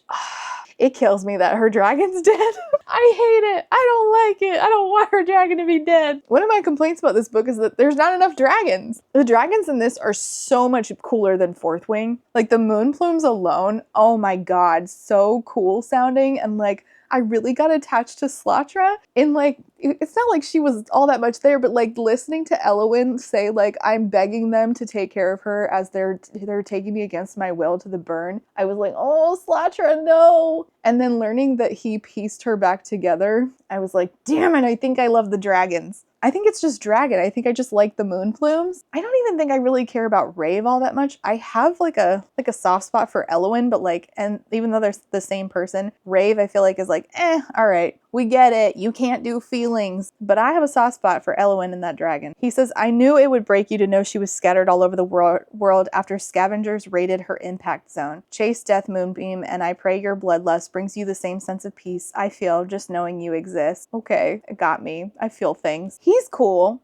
I don't mind him. I mind that his backstory is like so oddly close to Rhysand, but and like the like very particulars, I'm like, why is that here? Why didn't we change that? It's not like it added anything. It just sounds like a callback. Chapter 57 is just Eloin's POV where Khan is really nice to her and she's wondering why. Chapter 58 is in Vea's POV, as in the sister. My thoughts churn into a black smog as I cast my stare. Well, what? Your thoughts churn into a black smog? So she talks to her brother anyway, and she's like, so I saw that you led a certain someone who looks like Eloin to your little shrine. I assume by your general demeanor that she didn't throw herself into your arms before the corpse of her dead dragon and thank you for the missing piece of her mind puzzle. He's like, no, she didn't. If they get a hold of her, we're dead, Khan. How long do you think it'll be before they're swarming our borders, ready to paint this city red and carve into our rich, untapped reserve a bloodstone? We're living on borrowed time. And I'm like, yeah, you are living on borrowed time, because if y'all will recall, when she was sentenced to death, the queen, as in her former sister-in-law,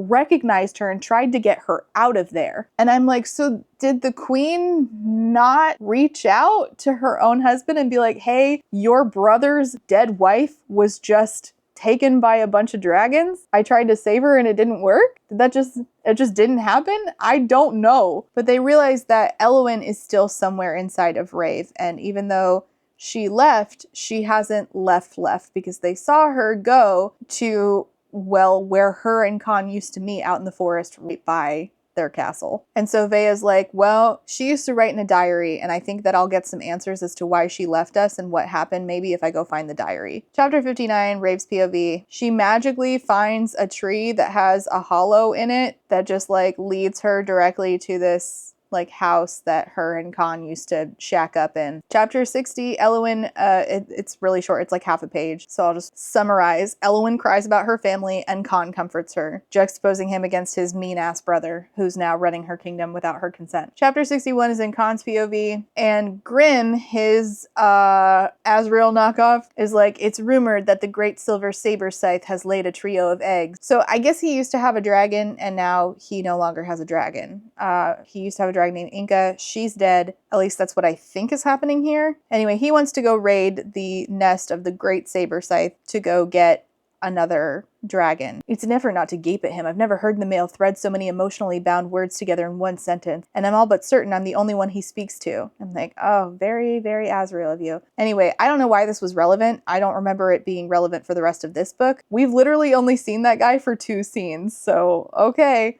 Chapter 62 is in Vea's POV. She goes to talk to somebody back in, what is it called? The Fade, where we originally were, where Rave got sentenced to death and all that. She goes and talked to some old lady, and she's like, heard you were sneaking folk out of the city for the queen. Not since she tried to stall an execution. I haven't heard from her since. Guess it doesn't look good for your significant other to publicly oppose a ruling of your guild. Oh, so she didn't say anything. Maybe she is trying to protect Rave/Elowen. I don't know. That woman never comes on page either, especially when that ruling's against a member of the Fur du Af. So she's going and talking to this woman because she's like, I need help. I need to go down into the depths of this city and go where this monster resides. This monster that is obsessed with jewelry, who has my bangle, because she stupidly decided to part with many phases ago, tossing it down the chute like some cursed trinket. Certain it had something to do with the reason I had a blank spot the size of 30 Aurora cycles smudged in my mind. So she's missing a huge chunk of her memory and thinks that the bangle was to blame, and so she threw it down the chute into the trash, and now it is in the hands of a monster. Chapter 63, Elowen says, it's been 7 slumbers since I last saw Khan, and his sister Vea is teaching me how to fight. Again, it's like half a page, it doesn't matter. Back in Vea's POV in chapter 64, she goes down the chute, she sees the monster, who is wearing her bangle as a hat, crown. You have something that used to be mine. What is it? My bangle. I want it back. And the monster explains something really cool, which is that items, she holds items because they retain memories, and the stronger the memory, the more she can secrete fluorescent string, and that's what she makes her nest out of. Vea goes, very pretty. I wish I could secrete like that, which was honestly quite funny. She's like, I'll make you a trade. I'll give you my mother's Malmer, as in one of those things that the tribe people have, gifted from my pa, the late King Ostern Vagor. And since it's stolen, it's even more powerful and will help her secrete more. So the monster wants it. And she's like, so you're not going to eat me, right? And the monster says, no, I don't eat people that I make bargains with. And she's like, how many people have you made bargains with? And the monster says 6, including you. I have no idea why this is relevant. I do not know. I thought it was really cool, but again, objection relevant. And then we get told that she at one point had talked to a mind weft who claimed she knew how to speak the language of Aether, that she'd studied the Book of Void in length and knew the secret to our insignificant existence. She told me the bangle would serve me in 2 ways, that both would be painful but necessary. Again, this is so much info, and I'm not going to remember all of this. It's too much. We're doing too much. Guess what? We're going to get another POV later from somebody we haven't gotten a POV from. Isn't that bonkers? Chapter 65 is Elowen's POV. Khan came back, and he's wearing the Malmer for the first time, with the 2 dragons on it, one that looks like hers and one that looks like his. So I guess he decided they're a thing while he's away, and then they kiss. But again, she is promised to his brother. They almost get caught by like a person who works at his castle. Chapter 66, Rave physically like has left, but is shacked up in this cottage or hut in a forest right outside where Khan lives. Like, he can see her when she's hanging out at the lake. So she's like literally within visible distance.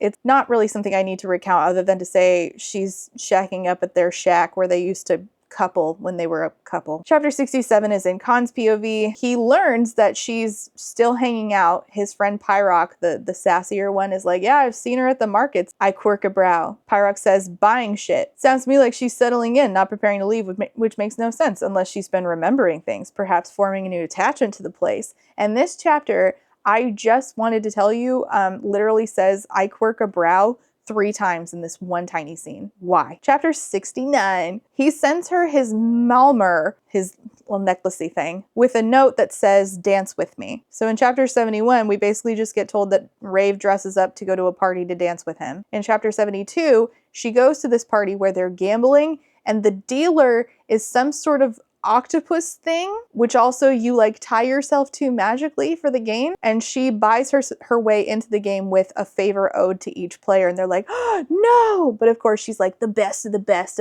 at this game. And of course, the men are not as nice as Khan. So when Khan shows up, folded arms across his chest, all of the men scatter. The males about the table stand so abruptly their chairs go across the ice, all three of them turning towards the exit and bowing at the hip, holding the stance for a long, tense moment, long enough that I surmise we have a visitor. His bare arms are crossed, his pale scars standing out in stark contrast against his tawny skin. Tawny, like Rhysand. Got it. This is not what I meant when I asked you to dance, he says. Anyway, so they talk and she's like, so I was someone to you, someone important. Correct. Until you bound with another male. Would you like to know who? No, she says. So after all that, you still saved my life. He says, yes. Rave, you could flame me down the middle and I'd still fucking love you. Aww, that's cute. She's like, okay, 2 options. Let's play a game. The Octomar, whatever the fuck, deals around. I can leave with this pile of gold and hire a molten maw from your Carter hutch for the foreseeable future. So you don't have to like bind with a dragon. You can just use other people's dragons, or they can just own dragons and you can rent them. Rent a dragon, I guess. How to rent a dragon. Or we play and we do a wager.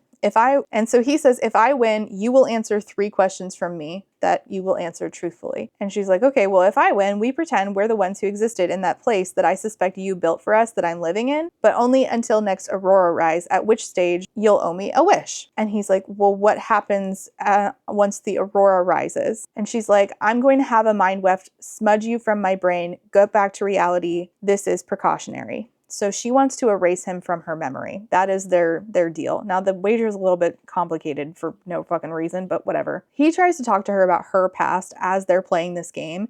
And he says, you lost someone. And she's like, oop, nope, I don't want to talk about feelings. She's like, fuck this. She tries to leave, but she's still connected to the octopus that is dealing this game that they're playing or whatever the fuck it is. And so it's like taking the air out of her lungs. And he's like, you can't leave. We're bound to the table until the game is through. And she's like, well, fuck, I made a wager and now I have to follow through on it. In the next chapter, in her POV, he says, if I'm losing you, I need to know why. She doesn't want to answer questions. She doesn't want to acknowledge any of these things that he's saying. She wins the game, I guess, and he's mad and he says, would you like me to come around and bend you over the table? Fuck you right here so we can get over with? Or do you want to draw it out a bit? Though I may not be the one he lost, I could give him the goodbye I don't believe he got but undoubtedly deserves. I could pretend my heart is soft and warm and vulnerable. So she asks, will you dance with me? Chapter 75 is in Khan's POV. He's with her, but he really does not want to be dancing right now. He's feeling so sad that like he cannot tap into her emotions and like bring Elowen out. He's like, I want to know her. I want to be around her. I want to love her. I don't really understand this scene. It was very confusing. A saber scythe came in the room and then all of a sudden she's like, count to 10 and then come find me beneath the moon. And I'm like, what the fuck is going on? I was so confused. He says to her, sing me a song, Rave. Give me something to chase that's real, which was quite sad. He tells her like how much this is all hurting him. And she's like, I want to pretend, but I'm not back, much as I'd like to be that. And he's like, much as she'd like to be her, much as she'd like to be Elowen.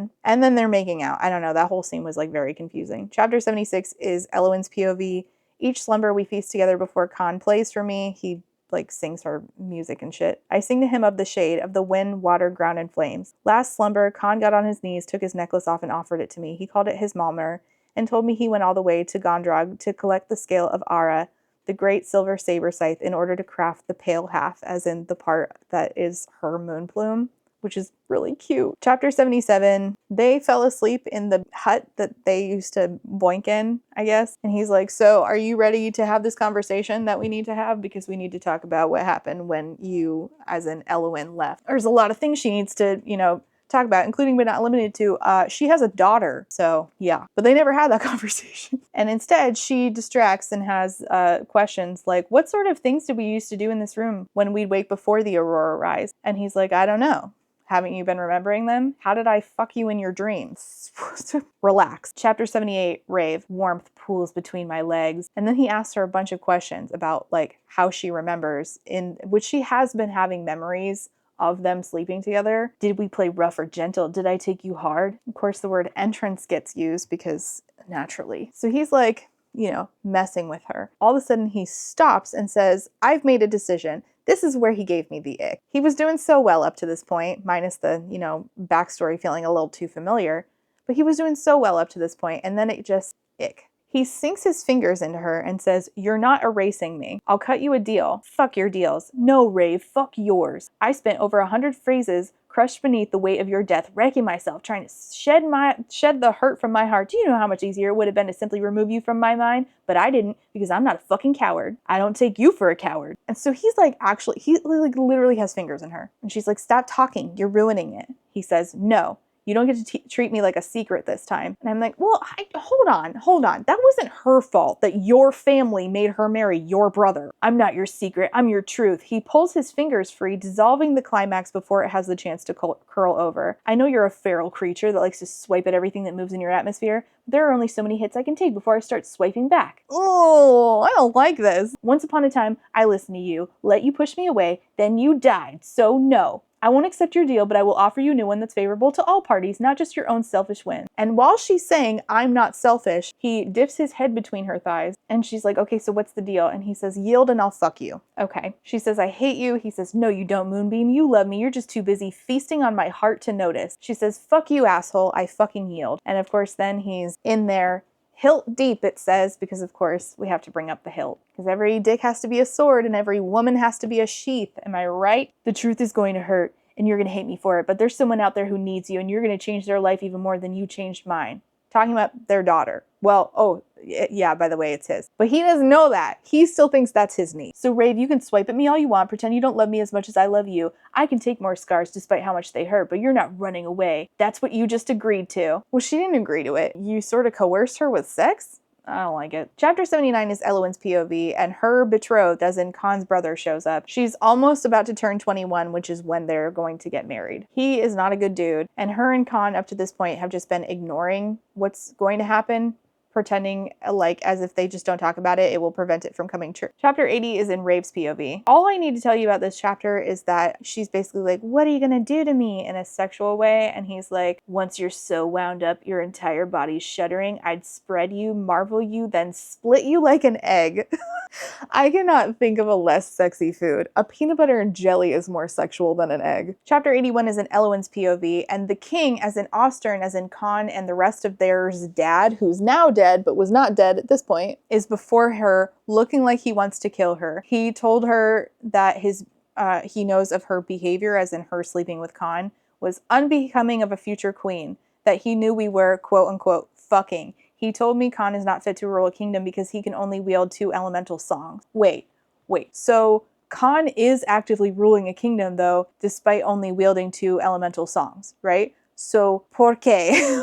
Why can't anybody else? If Khan's already doing it, and we broke tradition for Khan, why can't someone else do it? I am confused. And his dad at this point was saying that he's not and never will be worthy of a crown. I spat in his face, told him I'd choose my own king or I would not bind at all. And he's like, "All right, well then I will tell my sons," which by the way, the bad ones are twins, "about what Khan and you have done, and they will hunt him down and saw off his head." He said that if I left the next rise to prepare for the binding ceremony, he'd offer Slatra a safe passage back to Erythia, Slatra, her dragon. Alternatively, he'd leave her hutch unguarded as I'm dragged across the plains and I'd be forced to watch her kill herself trying to follow me home. No, Slatra, my baby. And someone has tattled on her and told him that her bleeding is late. Something I hadn't considered until that very moment, hadn't even realized. He said this is the only way my youngling will have a chance at life. That if Tyroth, the guy she's engaged to, believes he sired the small seed apparently growing in my belly, all will be well. Chapter 82 is in Rave's POV. She's having a nightmare, but really it's a memory from when she was in prison. And the guy running the prison is called the Scavenger King. He can wield Ignos's flame and he's running it along her skin, and her skin is like bubbling and bursting and bleh. He calls her Firelark, which we have heard before. I still don't really understand why she has that nickname, but all right. "Pain hardens you, Firelark. Sometime soon I'll wear my bronze crown," as in Khan's crown, "and you won't ever have to hurt again. I'll be on my rightful throne and you'll be one by my side, enjoying the spoils of your battles. Why don't you ever speak? I know that little bitch I shoved in your cell is teaching you. Perhaps I should burn her too, give you something to scream about." And she's like, no, don't hurt my friend. Talking about, what's her name? Fallon, I think her name was. I don't know. Again, she doesn't come on page. So she wakes up, and after the Scavenger King is like, ha, I knew that that would make you talk. So obviously the Scavenger King, who had her in a prison somewhere, did something terrible to Fallon, I think. And again, I don't know who Fallon. So when she wakes up, she's still with Khan, and he says, what's a firelark, Rave? Who were you talking to? And she's like, no, we're not having this conversation. Feelings, ugh. It's my least favorite thing. You know this about me, Khan. He's like, you never talk to me. And basically they bicker back and forth. And outside, they see a dragon rider, a blonde dragon rider pressed flat against a dragon, a moon plume's back, and the moon plume's being treated like shit.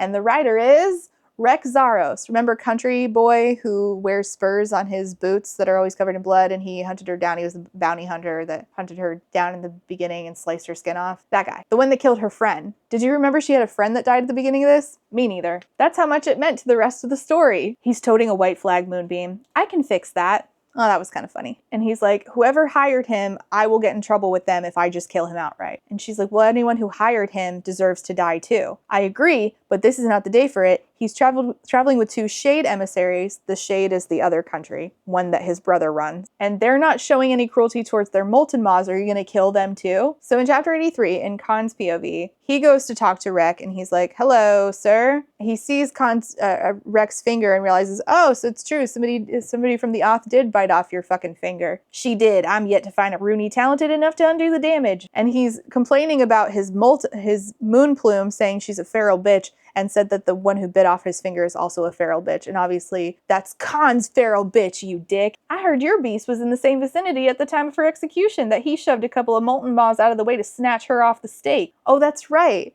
It was his dragon who saved her. That's right. It was Khan's dragon who snatched her. Man, that bodes badly.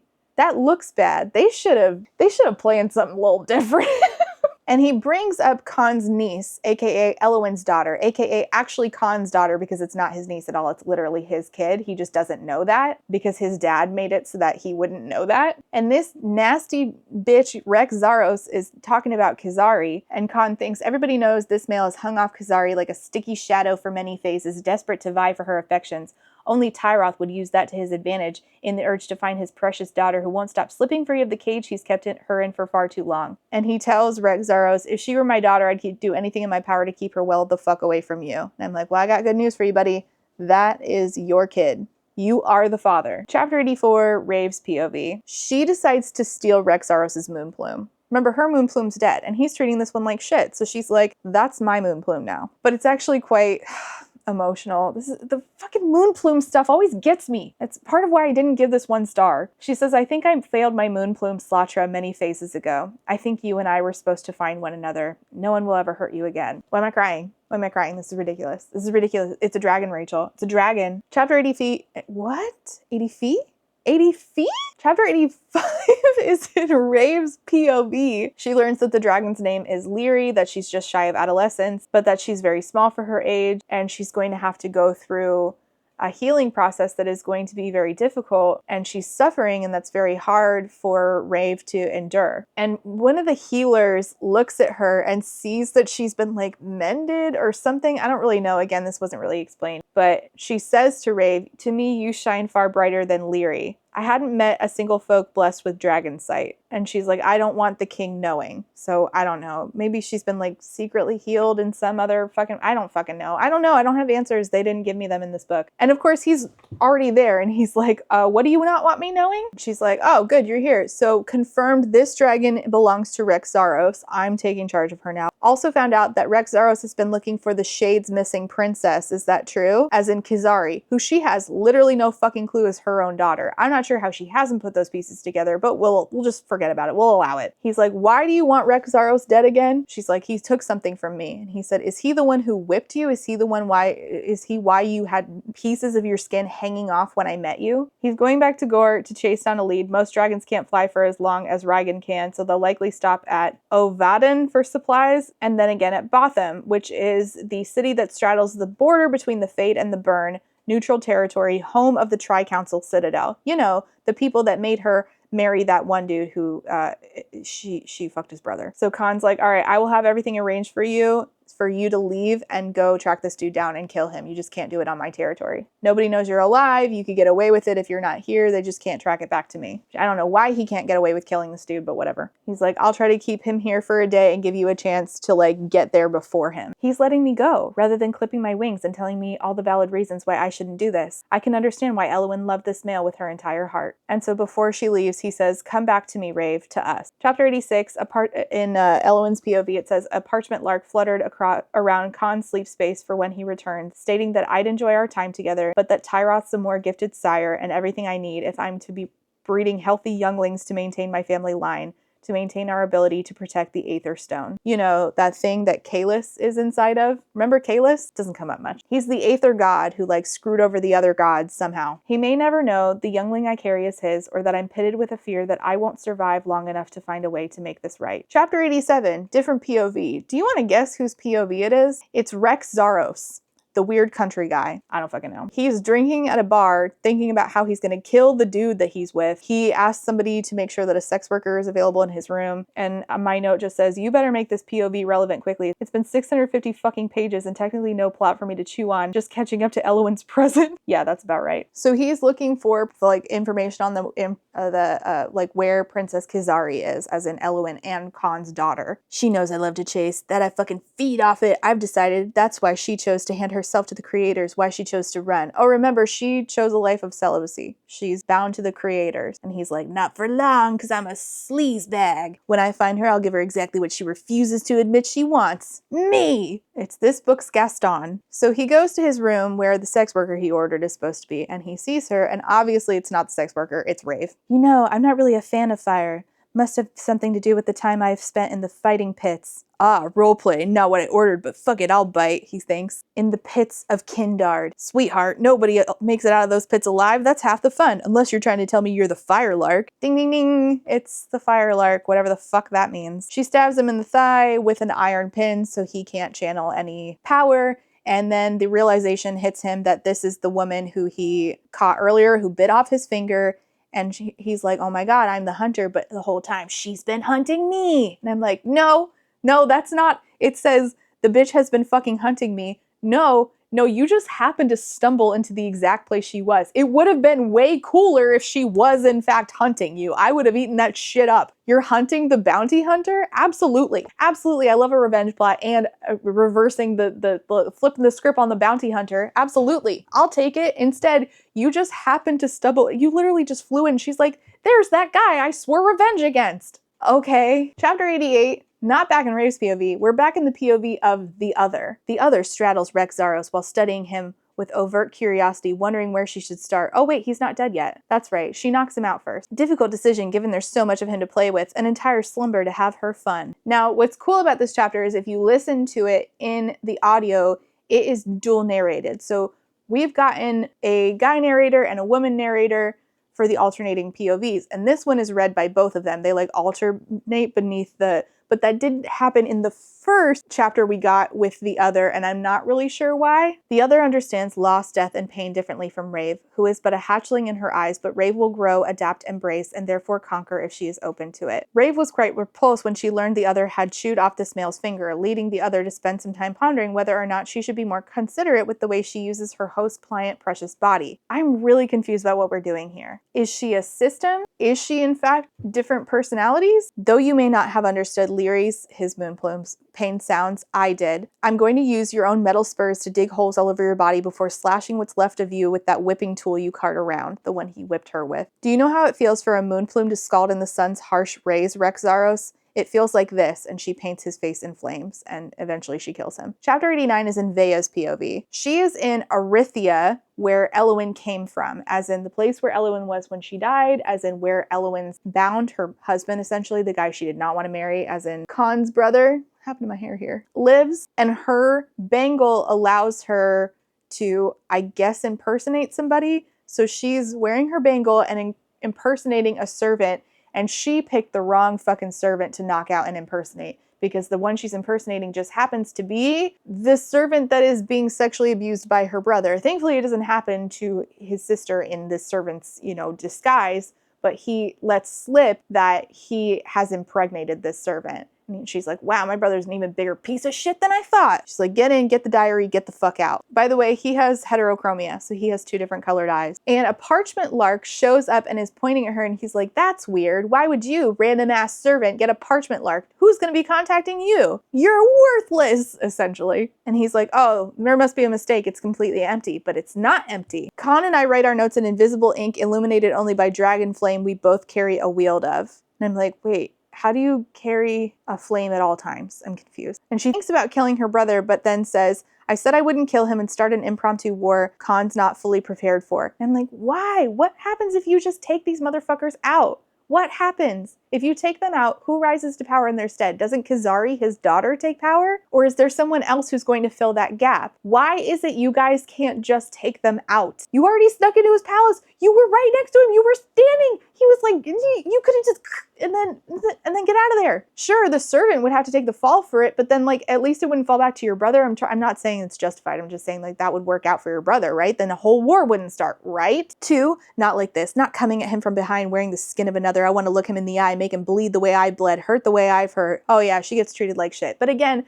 I don't understand this centering of this like, this isn't the right way. So we're just gonna let people die until you feel better about it? I don't get it. I don't understand. What is stopping them? What is preventing you from doing it? What do you mean your honor? That's a stupid reason. So she goes to Elowen's former room. This is where she spent the last chapter of her life. I know that for a fact that she was too unwell to even make it into the streets and see her own folk to celebrate the impending birth, something that meant so much to all Erythians since conceiving had never come easy to those who donned the Aether Stone. I looked to the balcony, realization slapping me so hard. Half the room was crumbled when her moon plume broke through the wall after Elowen passed away, scooping up her lifeless body. She then carried into the sky where she curled around her and died. She's like, what if the diary got torn up? And she realizes that the diary is in like a very particular place where if you look out the window, you can see Hadian, her brother's dragon, and him perched in the sky. And like that is where the book is hiding in the room. I don't know. I'm frankly surprised that the room was just left how it was. I don't really understand that. I mean, it seems like Tyroth, the king she was married to, was kind of a shit person. I'm surprised he didn't be like, get rid of this bitch's stuff. So anyway, she's reading through the diary, somehow has the time. First the young her, then the adolescent, then the mature. Lacking the entire time to read the entire thing right here, I flip straight to the end, to the final 3 entries, immediately regretting it, realizing I shouldn't have read this here. I shouldn't have read it at all. My hand flies up and cups my mouth that I can't seem to shut, my heart growing more laden with each barbed word I swallow. Reading the final entry, I pull a shuddered breath and force myself to continue. Diary entry, Elowen Nevin, age 21. Every cycle I grow bigger, yet weaker in my bones, almost too weak to reach into my hiding spot to retrieve my diary. If Tyroth suspects the babe isn't his, he hasn't let on, not that we speak at all, not that I have anything that I want to speak to him about. But if a bloodlace tests their baby's blood, the paternal line won't draw in Tyroth's direction, it'll draw north to Khan. So apparently they have a magical paternity test. I don't know why they never did this paternity test and he figured out that it wasn't his kid. I guess the bloodlace that showed up to do this never did it. I don't know. It doesn't say. All I'm allowed to do is wither here. I want to curl up with Slatra to be with her while I labor, but I struggle to move on my own anymore. All but stuck on this pallet where Ma and Pa died. She had her parents' bed moved to where she is. Casting my stare up to the sky, I sobbed through short, sharp breaths that are so far from adequate. She lied for us, for him, Khan. And that's back in Vea's POV. She lied for the youngling she carried all the way from their love den to this cold, caustic room where she lost so much already, all because she believed the words that spat out of my pa's mouth. And for what? To die right here, to not see Kizari grow, for Tyroth to raise Khan's daughter as his own. These pages are going to rip the world to shreds. And then it's the epilogue. No, I'm not joking. I don't know what to tell you. This book didn't have a plot. It's just all lead up. And who's the epilogue from? It's another POV. You're right. You're right. We needed one more. Let's throw another one in here. Just for shits and giggles. Why not, huh? In the epilogue, we get a POV from the Scavenger King. And I won't lie to you, this was kind of cool. I just kind of wish that it had been introduced sooner. Again, I wish we had done a lot with the prison way sooner. From deep within the inky clutches of a shadow too dense for the average eye to see within, the Scavenger King studies the female fae coiled in the corner of her cell, rocking back and forth. Who's he got in his cell? Kizari, Elowen and Khan's daughter. He studies her deeply, red lips, large eyes mantled with a thick fan of lashes, a shapely elegance the likes of only one he's ever encountered before. His fire lark. His firelark never cried, not once. She bit into life like some wild animal, snarling around her messy feast. She did not leave scraps, she only consumed. The female stops rocking, eyes snapping open, glossy, bold blue orbs. Yeah, eyes get described as orbs a lot in here. Staring at him through the gloom. You will release me. And it says, Arkin clicks his tongue, glancing around her cell. He's like, I've given her stuff. I've given her a wooden bucket, so she's not forced to shit where she sleeps. And I've done this because, after all, she's my niece. Because the Scavenger King is the half-brother of Khan and Tyroth and whatever the fuck the other one name is. So basically, this is all a fight over Elowen, because the Scavenger King wanted to also sleep with Elowen. I mean, I'm sure it's more complicated than that, but it's like all three of them wanting this woman? It's a little cheap. She's my niece. Not that she knows that. Not that any of his half-brothers know he exists, as far as he's aware, but they will! He asks her to sign her name on a piece of paper. He's curious to see how she would fare were she cast in the Baltanic plains and told to run while a roar of fire nips at her heels, sizzles her flesh. Would she carve out a life for herself in the barren hollows of an unloved terrain? Would she forge her weakness into fear, some strength? Would she thrive? Which is what happened to him, because his dad didn't care about him. The princess had fallen into his lap as a sign from the creators. He was certain, too good an offer to pass up, given she immediately demanded he send a lark to the Burn King himself. Not a single mention of her doting pa. So she asked that a letter be sent to Khan, not her not her alleged father. He's like, has no interest in the shade. He only has interest in the burn, Khan's domain, which rightfully belongs to him. This is it, the very moment he's been channeling toward for so long. So he looks down at the signature that she signed, and teeny tiny, you can see it actually, teeny tiny inside of that signature, it says, kill the sadistic fuck, as in about him. She signed yes, but amongst the scrawl in a tiny, almost indiscernible script she did well to meld with the shape of her name is a single sentence. He chuckles, scratching his own note upon the empty space before folding the parchment lark down its activation lines, giving it life, and whispering a name upon its fluttering wings. Perhaps he was wrong about her. Perhaps she would survive after all. The same, however, cannot be said about her uncle. He has plans for the great Khan Vagar, who took Arkin's revenge for himself, as in killed their dad. Like, he did you a favor. You're welcome. So that parchment lark leaves to go wherever the fuck he's sending it. And another one flies in, a damaged one that we actually saw in the beginning. And on the belly of it is the word knee. And this was a parchment lark that was originally sent from Rabe's friend who died at the beginning, not Fallon, the other friend who died. And it said, I need you. And then when it folds up, it just says knee. And so this was the only parchment lark. This was a parchment lark that Rave really cared about for like one chapter until her friend died, and then she got rid of it. And now it's back in a cell with her daughter. So I was a little confused about that. I guess it's kind of sweet, but it would be sweeter if I understood what the fuck was going on. And that's really just sort of how I feel about the entire book. And that's the end of the book. We get like a family tree, a playlist, and we get a thank you from the author that says, I hope you fell in love with this world as I did, that the story gave you a smile, a tear, a warm feeling in your chest. I hope that just for a moment you felt as though you were pressed between these pages, coasting through the sky on Raigan's back or looking up at the moons. So we talk about like authorial intent. Like if that was the intention, then I will say that she hit the mark in a few ways for me. I did feel like I was looking up at the moon sometimes, because even though the language got a little overly descriptive, it got real purple, it got real wackadoodle there for a few minutes, there were a couple of times where I was like, wow, this is pretty. And I do see it in my head, and I am feeling it. And I didn't feel like I was coasting with Raigan, but I felt I was there with Slatra, watching her fall and try going after Elowen and starting to burn up, closing around Elowen and flying up into space. I hope you fell in love with the story of this world. I didn't fall in love with the world. That the story gave you a smile or a tear, a warm feeling in your chest. It did actually give me a tear and a warm feeling in my chest. So like, you did it. All in all, I'm going to be nice and give this a 2.5 because it has one of my favorite things, which is like the repressed memories, the amnesia thing going on. I do tend to like that. I like what we're doing here. I just wish we had done a better job, because like this could have been a 5-star book for me. It just didn't at all need to be 700 pages. We did so much in excess, so ineffectively, that even rereading going into the next book, I am not certain that the threads here are going to be